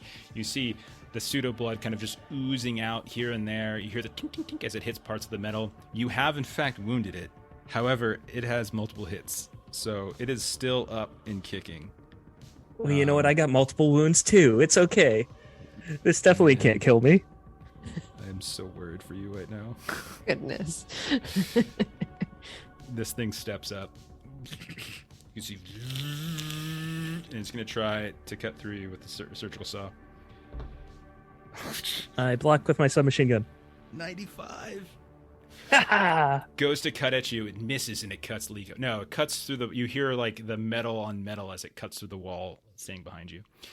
Okay, out in the main room. Helix, roll a speed test to see if you and Jerry can get away. You need to beat. Can I get this at 29. advantage? Yep. Yeah, Thank you, 29 generous is my audience. best. 43 and 38. I failed. Neither of those are successes. Neither. Okay. All right. You try to get past, but like they're just kind of blocking you here and there, and they're not really like harming you, but you run and one of them steps out and like you kind of bump into them, and then another one kind of grabs you. It's just enough to slow you down now. All right. You hear the sound of and like this creature is getting ready to land on top of you. Leo, roll that combat test. Suddenly, Jerry. You're gonna have to check the I Twitch got VOD a later, tw- Jeff. There's so many titles with Jerry in it now. Yeah. I got a Yes. 23. That's a success. It is. Yay. 24. So let's roll some damage. I hope I have it programmed in. It's a frag. It's a D5, yeah. So It's a D10 D5 divided- wounds. It's D5 wounds. That's not the same thing as a D5 damage. Oh. Oh, that's a lot worse. Everyone gets a body save to avoid it. So just roll a D5 and tell me how many wounds you got. I'll tell you this: like all of the chosen have one wound. So like if they, I'll do a roll to see how many you get of them. But you threw it I exactly rolled where a you 2. want. Okay, so that's 2 wounds. All right. Wow. Wow. Okay. You managed to, with perfect timing, launch this thing up and over the crowd where Abby had just run from. It lands, plink, plink, plink, right down in the middle, right as the cherub lands as well, and explodes.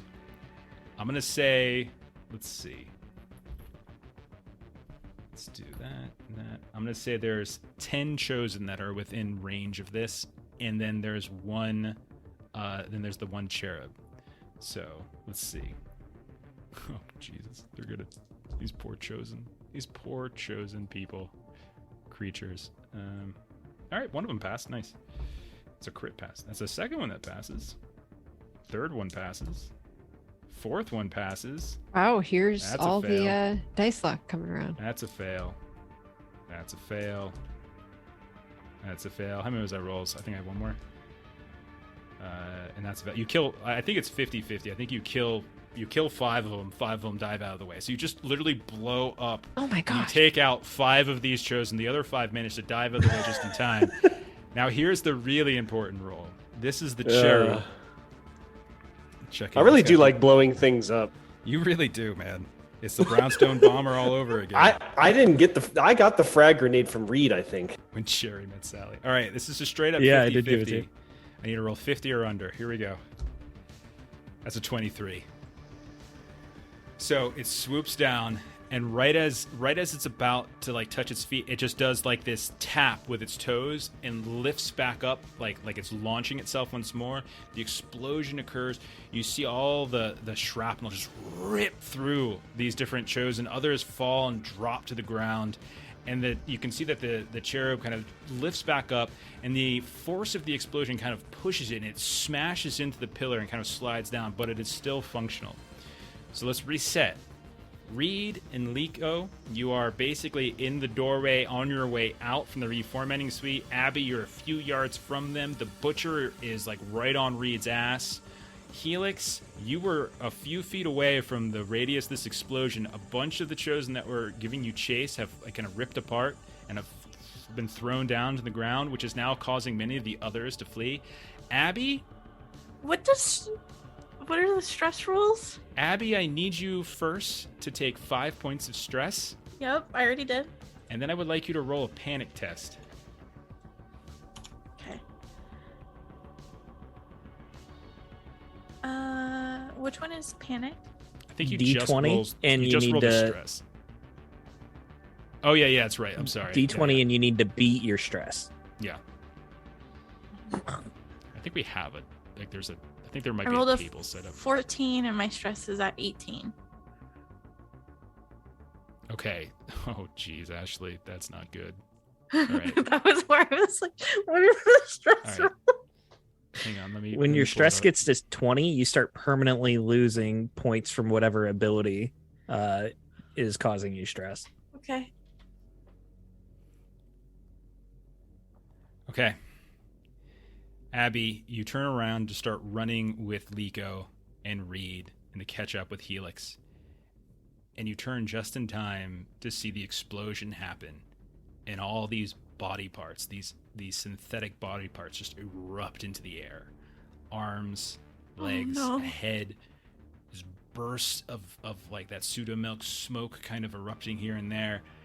And then you see as the smoke, it's almost unnaturally thick because it's just a frag grenade. You didn't expect it to be a smoke grenade, but this huge plume, this billowing plume of smoke just erupts to the 100-foot tall ceilings where the pillars go all the way up. And as that smoke begins to settle, you see the chosen king standing within the smoke, 15 feet tall. You see his arm lunges out to the side. You see the biggest vibrochetti you've ever seen. You see the other one whoosh, extend out as well. And you see just starts slicing and cutting. You see Helix get completely bifurcated. His torso just erupts into the sky. You see Leo, who's like kind of now running, all of a sudden gets impaled, lifted up into the sky on the tip of that vibrochetti, and the body just start to drag down until finally the chosen king just flicks his wrists and Leo is split in half, blood exploding everywhere, raining down the chosen, who are now like on their knees and are like hands up, and they're kind of worshiping the king here. Take a point of stress. Okay. None of you saw that, just her. Yeah, you guys watch as like Abby also drops to her knees and she's crying.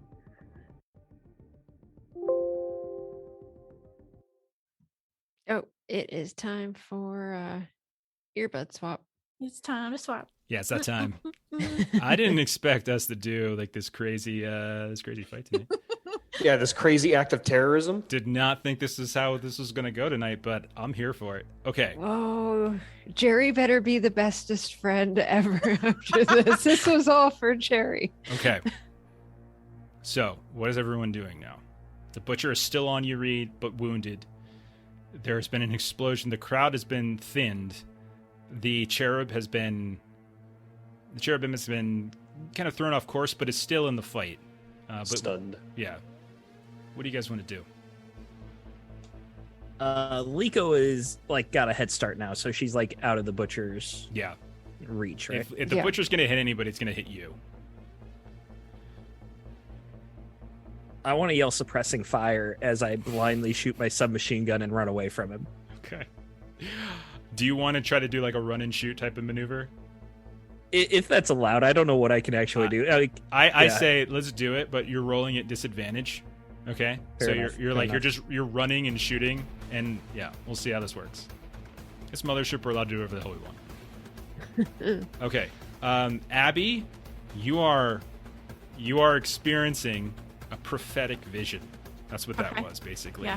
This intense hallucination or vision of an impending terror or horrific event. That's what's kind of having, but that's what you know that as Ashley, but your character thinks this is happening right now. Yeah, no. Okay? She's on her knees and she's got her hands in the sky towards him and she's crying.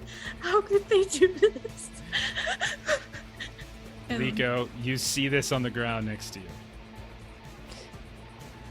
Okay. Liko is she's very tall. I think we established that. Like, so she's just kind of picking Abby up, kind of like hoisting her up to just go in the direction that she thinks Helix and Jerry went.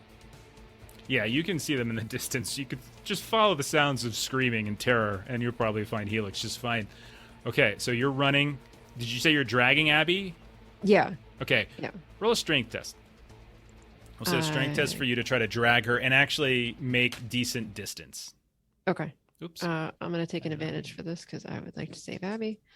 Sorry, I didn't mean that. Sounds just kind of screwed up on me. That's a fail. Okay, so you're going to get her and you're going to drag her, but she's not wanting to go. Yeah, she's flailing as she's screaming. So you're barely No! You're making like no progress, like just a couple steps. Helix, what are you doing, you and Jerry? Can I use some of this debris to run through? Give it a bit of cover. Okay. Sorry, I'm just trying to adjust my sound. It's got all squirrely on me. There it goes. Okay.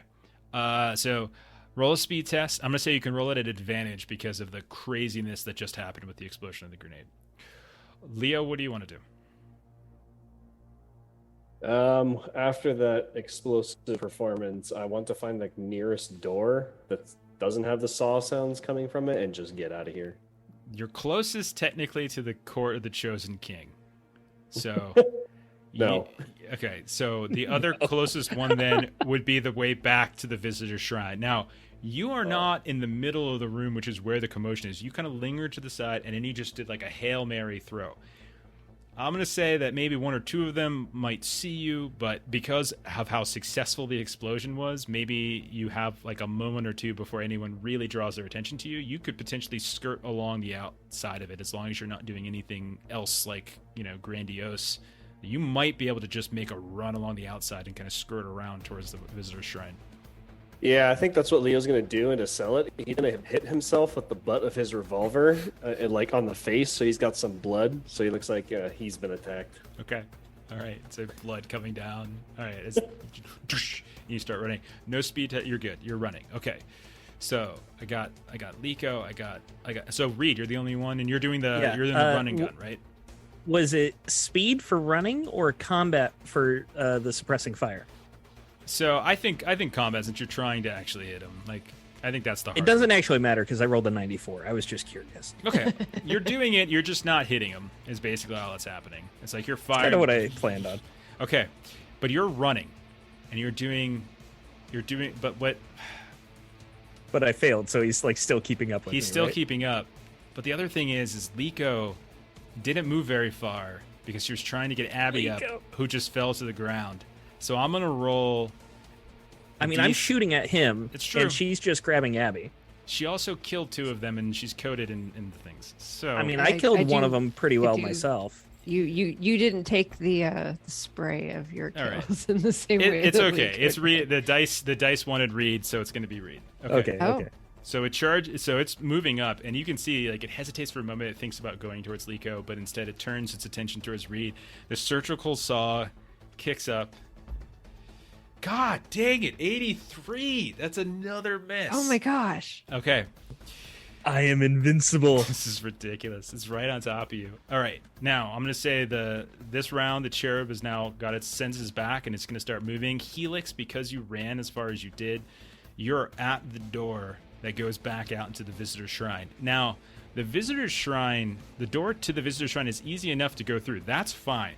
But you do remember that the door from the visitor shrine to the executive lounge where the elevator is was locked, and I don't think Helix knows that there's like a ridiculously long alphanumerical code, but Helix, you tried to hack it from the other side and failed. But you do know that that is a locked airlock door. But I'll say you Would Jerry know? That's a good question, Let me think about it. We have time.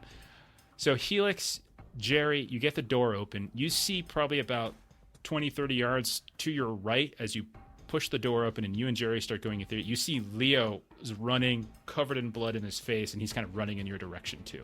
So what would you like to do? So is it open or? Yeah, you guys got it open. It's open. Okay. Yeah, you're open. You can flee. You can try to turn around and help your crew. You can flee. Whatever you want to do. Yeah, I'll stand there and make sure everyone starts coming through. Okay, so you keep the door open and you're kind of waiting, like go. Okay, you do see that cherub now has kind of started to get back up, wings kind of extended again, and looks like it's getting ready to charge once more. In the far distance, on the complete other side of the room, you see this butcher just closing in on like Liko and Abby and Reed. You hear sounds of gunfire, all on the other side of this just destruction where this frag grenade went off, just blowing apart all these chosen. Liko, Abby, Reed, what do you three want to do? Liko is, just kind of doing the kind of like slapping Abby, like kind of upset his face a little bit, like it is time to go. And she's just like continuing to try to like get Abby to her feet and move along. Abby, roll a sanity test.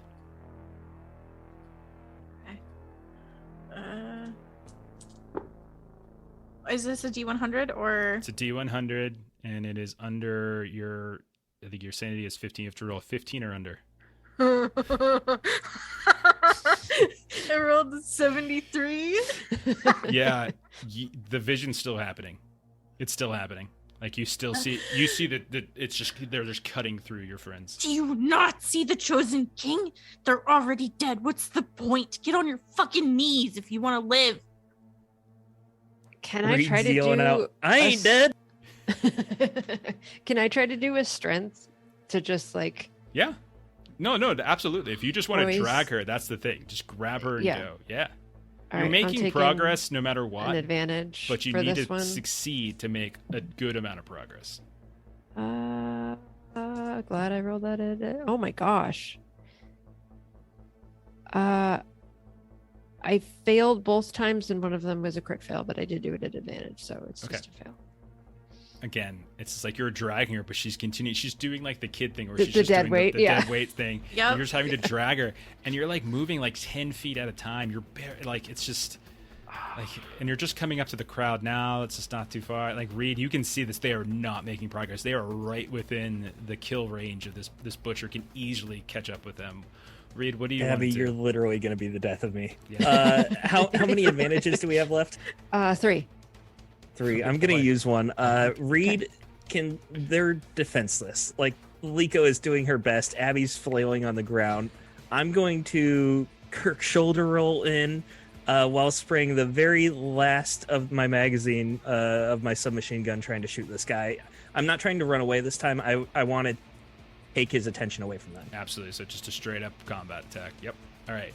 Go ahead and roll that. Add advantage. Okay. Okay, well, the first roll was pretty good. Maybe I didn't need it. That was a 18, so I succeeded. Okay. Roll your damage. 16. I keep rolling 16. Describe your kill. Oh. So, this is satisfying. Jeff, I'm sorry your dice have been so bad. It's all good. Dude. This does 5. No, 5d10 I'm not worth actually of sorry. damage. I'm savoring my moment here. 5d10 of damage. Could have done. Like I said, I Kirk shoulder roll in. I'm still screaming, suppressing fire because I don't know what else to yell. And as soon as I'm coming out of the roll, the gun is just blasting, and I'm like right underneath his legs as I'm just shooting the gun through to bisect him. Okay. And so he just, you can see like you kind of bisect him. The torso kind of falls off, but it sort of remains attached because it has those metal grafts. But it kind of shimmers. You hear the saw still going. It falls to the ground, and you see the saw drop down on the lower extremities and just as it cuts through itself on the ground. Okay. Butcher is dead. Cherub is still alive, and there is other Chosen, but the Chosen are panicking now, and they don't really seem to be. They're just kind of in the way. They don't really seem to be actively doing anything. There's still that Cherub, though, that is now kind of sort of leapt up into the air and is now gliding towards the exit. Helix, Leo, Jerry, you're at the exit to the shrine.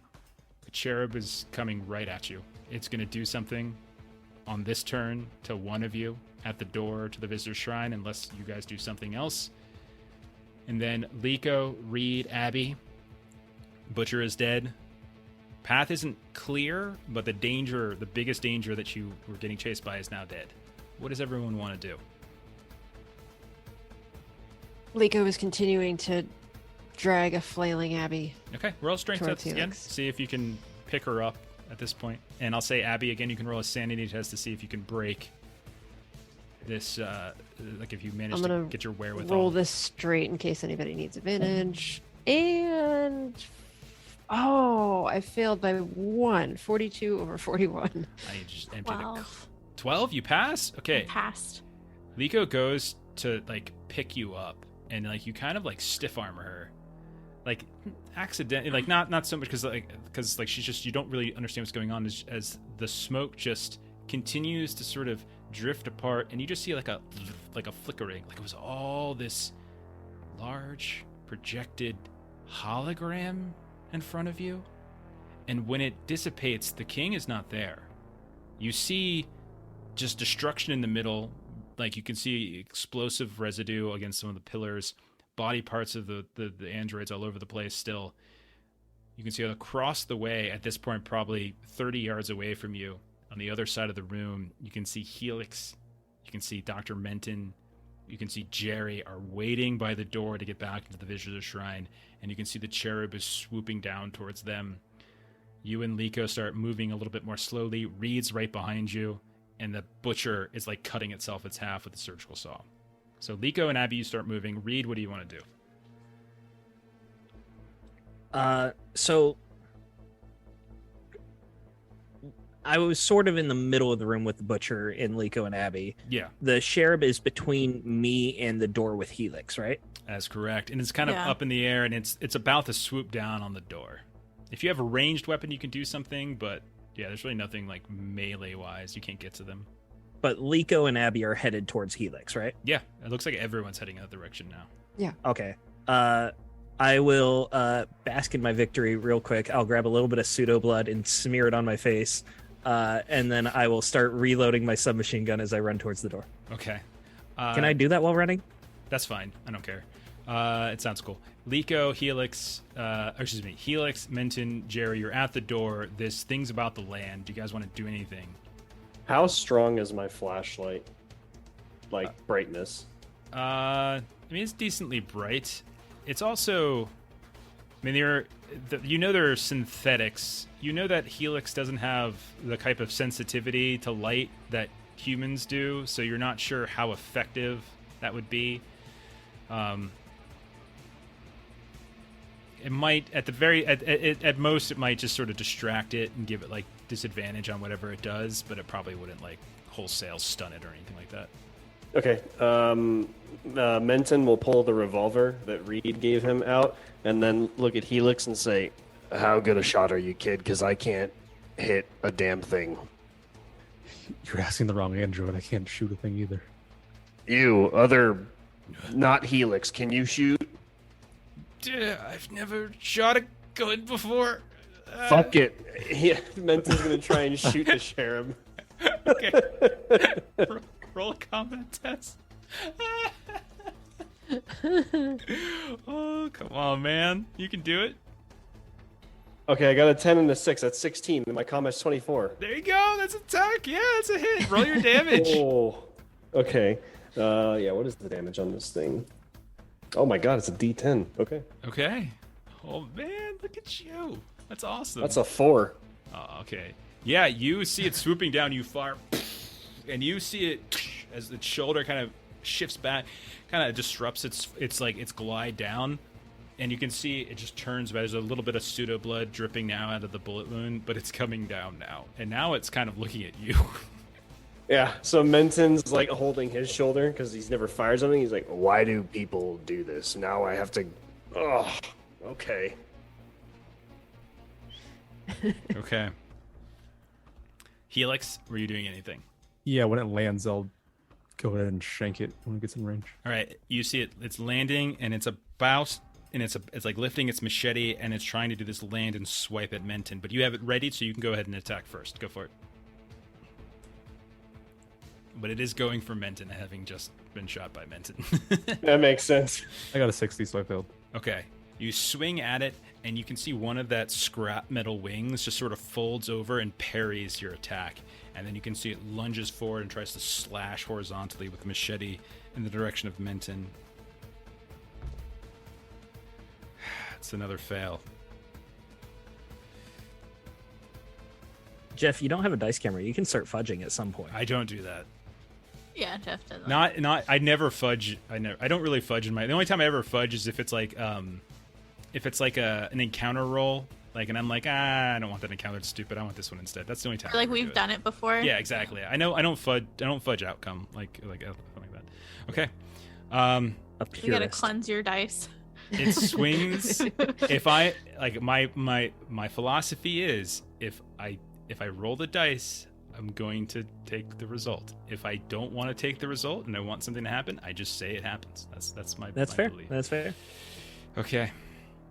Thank you, Eddie. I don't cheat Melissa at games. Cheats at board games. It's Melissa who cheats at games. Thank you very much. Okay.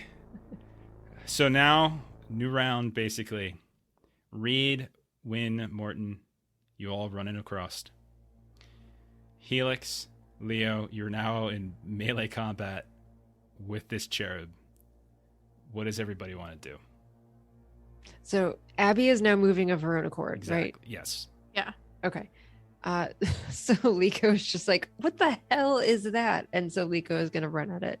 And if she can reach it, attack it with her machete. I say, I don't think you can attack this round, but I'll say you can get into combat Sure. with it for next round for melee. If you have range, you can do range. Abby, what about you? Abby, can I give Liko a gun? Because she doesn't necessarily want to wound it herself, but she knows that it needs to be wounded. Can you give her a gun? Yeah, I don't care. That's fine. Oh, you're in this mess along with us. Do you want it, Liko? Here. Just shoot it. I don't know how to use this thing. And given how useless you were the last couple of rounds, Liko was actually going to take it. Okay, cool. I'm giving you the custom rigging gun that we found. Okay. Okay. So you have the gun, and I think it shoots like a harpoon sort of thing. It says in the description. Okay. Yeah. Okay, and Reed, I'm assuming you're shooting at it. Well, it's in melee range. Would I have any disadvantage? And if you crit fail, If you crit fail, you're getting disadvantaged. If you crit fail, you're gonna hit one of them. I mean, Helix did get us into this mess, but Menton threw that grenade that kind of saved us. I'll wait. I'll just focus on running to get into range. Okay, fair enough. And then Helix and Menton, what do you guys want to do? Menton's gonna look back over at Helix and say, "If I shoot you with a trank dart, will you fall asleep?" No, I don't think so. Fuck. I shoot the thing with the revolver again. Okay. You're troubleshooting as you're like, fuck it. Helix, do you swing at it again? Was this the visitor shrine's entrance or the one? You're basically at the doorway to the visitor shrine, the one with the big 10-foot tall flesh statue. Like you guys are at that door into that room. You've been waiting there, kind of trying to get everyone to funnel in. If seeing everyone pretty much coming towards here, I'll go ahead and move further in. Okay. So Leo says, fuck it, aims the revolver, and Helix runs away again. Okay. Menton, since you're staying there, I'm not going to make Helix roll as Helix and Jerry start running. Menton, go ahead and roll your attack. 83. 83. You fire. You're just too close. Like one of the wings just kind of pushes it off the side, and the gun goes off, and it like embeds into a flesh pillar somewhere. It's going to then swing at you. Hallelujah. That's a hit. Finally. That's a 7. Okay. This is 2d10. That's 14 points of damage. I only have 7 health. Okay. Well, you have wounds, so I don't. Oh, right. I don't think you. So you get the first. So you lose a wound. Okay, so I have 1 out of 2. So yeah, I'm trying to get your character sheet up for you. So then that would put me at 4 health and 1 wound. That sounds right. Yeah. Okay. Yep. Okay. Oh no. It would be because I did 14 points of damage. So yeah. So 7. 8 health. 0. 8 health and 1 wound. Oh, you had 7 health. I'm sorry. You had already taken damage. Yeah. Okay. Yeah. You're right. Right. Okay. All right. Okay, I did not mean to open up a can of worms, apparently, in chat about dice fudging and stuff like that. Okay. All right, anyway. So those of you that are running, you see this thing swing its machete. You see it cut through Menton, and you see a slash of blood on the wall, the frame of the door that leads into the visitor shrine. I'll say on this turn, Liko, you're in melee combat range if you want to be. Abby and Reed, you're in gun firing or melee range if you want to be. Helix, you've run across the visitor shrine. You can try to hack through the door if you want, if that's your intention. And I'll say you can take advantage as Jerry's there to help you. Menton, so Can I lose an ear from this? What's that? Can he have like oh shit, that's where right. I You lost a lose wound. an ear? I totally forgot. Yeah. You got to roll on the wound table. So go into the table menu. This is a machete, so it's going to be, I think it's just bleeding. So just roll on the bleeding wound table. This could be bad. This one, I'm assuming we still have to do Okay. the electric dice, right? Yeah, do this because it's a table. It's not actually rolling dice. You're just rolling Right. a table. Okay. Blood and eyes. Cuts you right across the forehead. This deep cut across the forehead, and you're bleeding into your eyes now. You have disadvantage, excuse me, until like wipe clean. If you want to expend a turn wiping, then that's fine. If I was wearing a headband, I wouldn't be in this position. I would have just relinquished my village. That's all. Okay. So who's attacking this thing? Liko is. Okay. Are you a melee attacking, firing? What are you doing? Abby had given me the custom rigging gun so that I could shoot it from nearby range. Oh, you could have done that previous round, actually. So go ahead. Okay. Yeah, you go ahead and fire that if you were gonna. All right. Yeah, I was. It is still finding it in the. There's melee. I'm gonna say a disadvantage because as Menton is there. There is the concern you might miss and hit Menton. Oh, then yeah, I'll stay so that I'm in that range. Do it. Oh. Let me out of my misery. I can't see. Yep, that's a fail. Okay, so you fire, and you can see like the. It's basically like a grappling hook spear type It's like of a thing. harpoon, Yeah, yeah. exactly. And I then you should've see it taken fire advantage. off, and now you have to like reel it back in to be able to fire it again. Okay. Okay, or you can just charge in on this turn and hit it if you want. Yeah, I mean, if I miss the first time, I'll just like be dragging it behind me while I like pull out the 5 machete for next You're not time. really dragging it behind you. You're running up to where you fired it. That's basically what's- Yeah, Okay. got it. Yeah. All right, everyone who's rolling an attack, go ahead and do so. Okay. Would I be able to be close enough now that I could get to the side where, like, if I shot it, I wouldn't hit one of my allies? Yeah, I'll say if you get close enough. Yeah, you get pretty close to it. You Okay. can kind of. Yeah, it's fine. I think that makes Okay, sense. so to hit, I just need to hit my combat score. Yep, combat or under. Yep. I succeeded. And don't forget, some of you might have training or something like that. You could be adding to this. That's a good. Oh, I've been at Firearms and shit like that. Oh yeah, I don't got shit. I succeeded for 12. 12 Fail, points I of do not damage. hit. I succeeded as well, but only 8. Okay. So you charge in, Abby, you try to hit it. You feel like the wing again comes back and blocks parries kind of off on you. Liko, you take that opportunity to smash it in the back of its head, and you can feel like the crunch of the spanner on the back, or the vibration on the back, and just slices through, and a spurt of blood comes off the back of its neck. But it's reinforced. You're not able to quite cut through and decapitate the whole thing. Reed, you manage to step off to the side. You wait until like Liko and Abby step away after their attacks. You fire. You can see. And you can see a few of the bullets pierce through the wing as it tries to block itself. And when the wing drops down, you can see that it's bleeding fairly profusely from the torso now. It is wounded, but it is still up.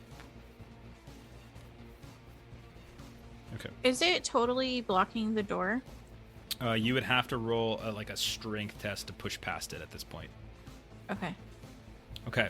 It's Would I going. be able to quickly Yeah, go ahead. look over my shoulder and see, like, there's no more chosen coming to attack, right? None of the regular chosen, but you do see in the distance the door to the chosen king's court, which I don't know if Reed would know that's what it's to, but you I do don't know what it's see to, no. more of these cherubim coming out. Leo, did you want to take a swing at disadvantage? Oh yeah, Or he's fire gonna, or like, something at he's disadvantage? gonna be swinging the gun around, just absolutely yelling incoherently. Pistol and whipping it? shooting. Okay. No, he's Oh, gonna you're- shoot. okay. He's still got bullets left. He's Okay. like, ah. Roll at disadvantage. If you crit fail, you're gonna hit one of your allies. Oh, I got a Reed 90 and needs an to talk- 85. Okay, Reed so- needs to talk with Menton about You just- firearm safety you and just- checking your backdrop. Reed, you feel the wind of the bullet just fly past you, like your hair just gets. It doesn't hit you, but you. Like, oh, jeez. All right, it's going to swing at one of you. Reed, you were kind of stepped away, so I'm gonna say it's going to be 1 out of 3 for between Liko, Leo, and Abby. It's gonna be Abby. All right, swings down at Abby with its machete. 21's a success. All right, it's coming back around. Oh no. Oh boy. Oh. 13 points of damage. Oh. As it slashes and you feel the scrap machete just you hear the thud as the blade cuts into her skin. Okay. How much health do you have per wound? So 15 maximum health, so I'm down to 2. Okay, so no Before wound I for take you. a You wound, just took yeah. okay, it cuts in. Okay, Yeah. you're good. All right, guys. What do you want to do? Oh, Helix, roll your hacking test. Yeah, 38 success on hacking. Okay, so between you and Jerry, he kind of guides you through it. You also look over your shoulder and you realize like the statue is sort of in a different position. You see its hand, one of its hands is reaching out kind of in the direction of the middle of the room, which looks radically different than when you last saw it. But the door, you hear the door open. You can see through this dark long hallway. Like there's like that has all of the like you haven't actually been here before. Only Reed and Liko has, but you see this long hallway, and at the far end, that goes towards the executive lounge. What does everyone want to do this turn? I am yelling, run, run, run. Okay, this thing is bleeding, but there's more that are starting to come. You probably have like 2 rounds. These things can move pretty fast across the room. What does everyone want to do that's in melee with this thing? It's bleeding, it's wounded. I would like to keep shooting, but I'm telling everyone else to run. Gotcha. So Yeah, Abby shoot. will run. Okay. I want to try Liko- and squeeze through the door. Liko Okay. would like to do the same that Reed did earlier and kind of like run back and try to like. No, I'll do one more swing with the machete and then run. Okay, so Abby and Leo, I'm gonna say because there's 2 others that are staying here, I'll say Leo and Abby, you can kind of push through, sort of avoid contact with it, and kind of get out to the door. No roll necessary, it's fine. Liko and Reed, go ahead and roll your combat attacks. That's a fail. That is a 31, so that's a success for me. Roll damage. Yeah, I feel like Liko like kind of half committed to running, half committed to swinging, and just missed. How much, Reed? 14 damage. 14. That is not enough to kill it. It's almost. Hey, Vorlek, how's it going? It will attack one of the 2 of you. It's going to attack Liko. Mm-hmm. Hang in there. That's a 98. That's a fail. So it swings, and its machete, like you duck underneath it, and the machete kind of just slices into the frame of the door. Abby, Leo, you catch up with Helix. You see the doors open. I'm going to say, unless there's something you wanted to do, the 3 of you and Jerry can escape if you want. I'll wipe the blood out of my eyes so I can take aim next turn if it tries to follow the rest of them. Okay. Yeah, I don't have a ranged weapon, Okay. so You just keep going. They're just going to keep running then to the elevator. yeah, to see if it needs opening or anything. Okay. Helix. Oh, we'll keep going as well. All right, Helix, you, Jerry, Abby, you run through. Leo, you hang back in the room with the statue. You wipe the blood out of your eyes on the next turn. Hopefully, if you need to, cover the escape of Reed and Liko. Liko and Reed, what are you 2 doing? I'd like to, if possible, skirt around this thing and kind of like bodily push myself in front of Liko as I'm still shooting at it, telling her to run. All right, Liko, what are you doing? Liko had the rigging gun, so she just wants to be like reeling it in as she's running away. Okay. So, Reed, you kind of like intersperse yourself. You kind of bump her. She's already kind of moving too, so it just seems to work out pretty well. And you try to take a shot at the same time. So, go ahead and take that shot, Reed. Would it be at disadvantage? I'm gonna say it's a disadvantage because you're trying to do other things as well. We have 2 left if you want to take it straight. No, I already rolled it. Okay. I was hoping you wouldn't say it disadvantage because my first roll was a 48, but then I got a 78, so that's a miss. Okay, you fire, and again, one of those wings come down, so just sort of block it and push it off to the side. Liko, you're now into the room with Leo. You're reeling in the harpoon. Reed has got his back to you guys. He can kind of get away, but this thing's going to take a swing at him before he's able to really run. 79 is a fail. Jesus. I am just Can't touch this. cold as ice. Okay. This thing's almost dead. There's more that are closing in. Leo, you said you wanted to sort of take aim. Do you shout anything to let Reed know you got him covered? He'll just yell, "Watch your ass, Reed," and hope that he gets it from Reed, that. you look over your shoulder and you see Menton, blood wiped out of his eyes, but blood all over his face like he's a Braveheart extra, and he's just got the gun pointed down the hallway here. Liko is like reeling back in the hook gun. Reed, what do you want to do? I'm yelling, "Don't shoot," as I try to run away. I will not be shooting this time. I just want to get away. Roll a speed test. It'll be contested against this thing. Jesus. Athletics? Athletics is fine for this, yeah.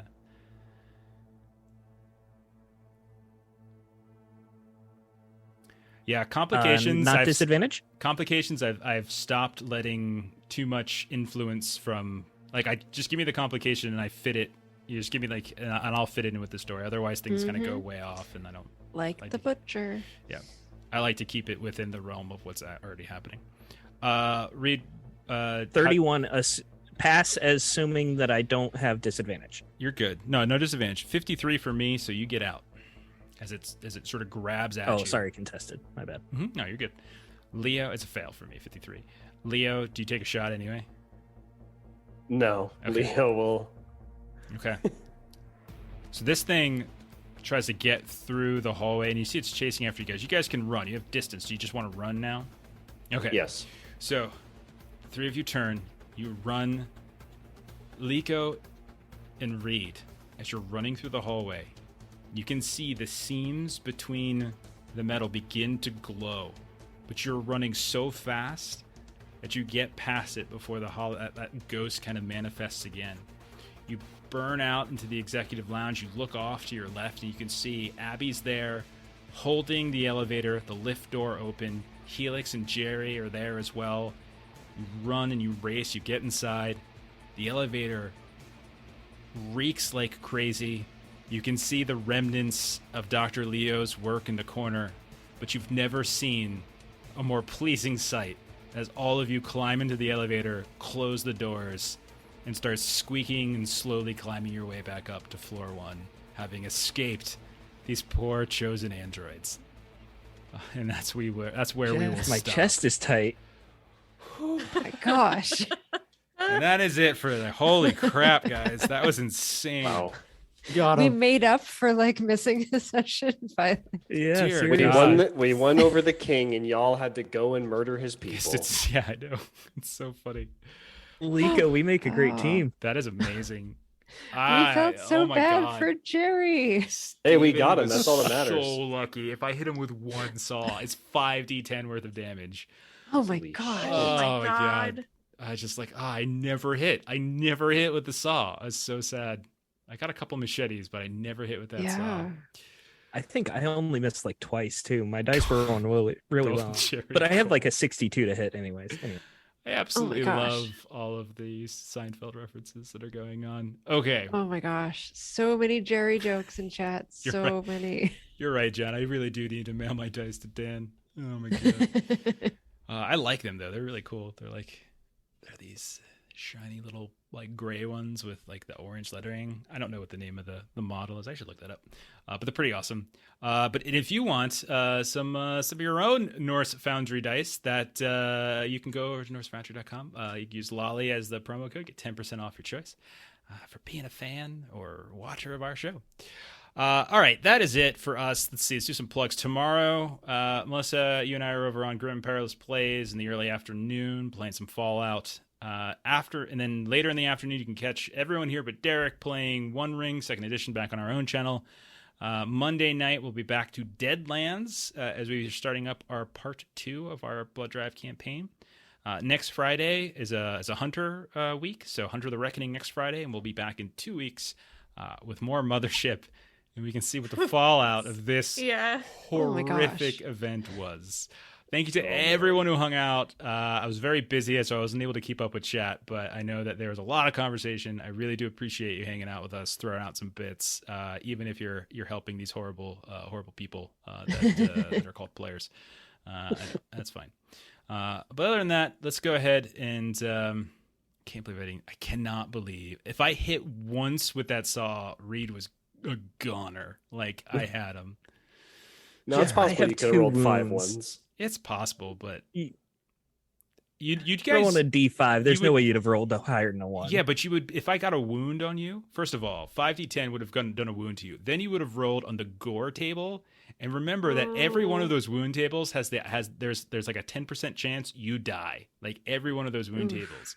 And like Jeff, you're just tormenting yourself. Now you're going to have, bad dreams about this tonight, about how poorly you were rolling. Oh, you would have had an eye gouged out. Okay. I'd say that was very exciting. And I got the cool prophetic vision that none of y'all got to see. It was a I great just session. I can't- really enjoyed it. I just can't see. We're that doomed blood. tomorrow. Mm-hmm. Steven signed our death Yep, wish. yep. All right. I was looking for some tabletop. Looks like Dork Tales is playing, so we're gonna go ahead and raid them. Follow the raid. Watch some more stuff. Have a good rest of your weekend. Come back tomorrow. Watch the One Ring. We'll see you later. Bye-bye. Bye. Bye. Bye.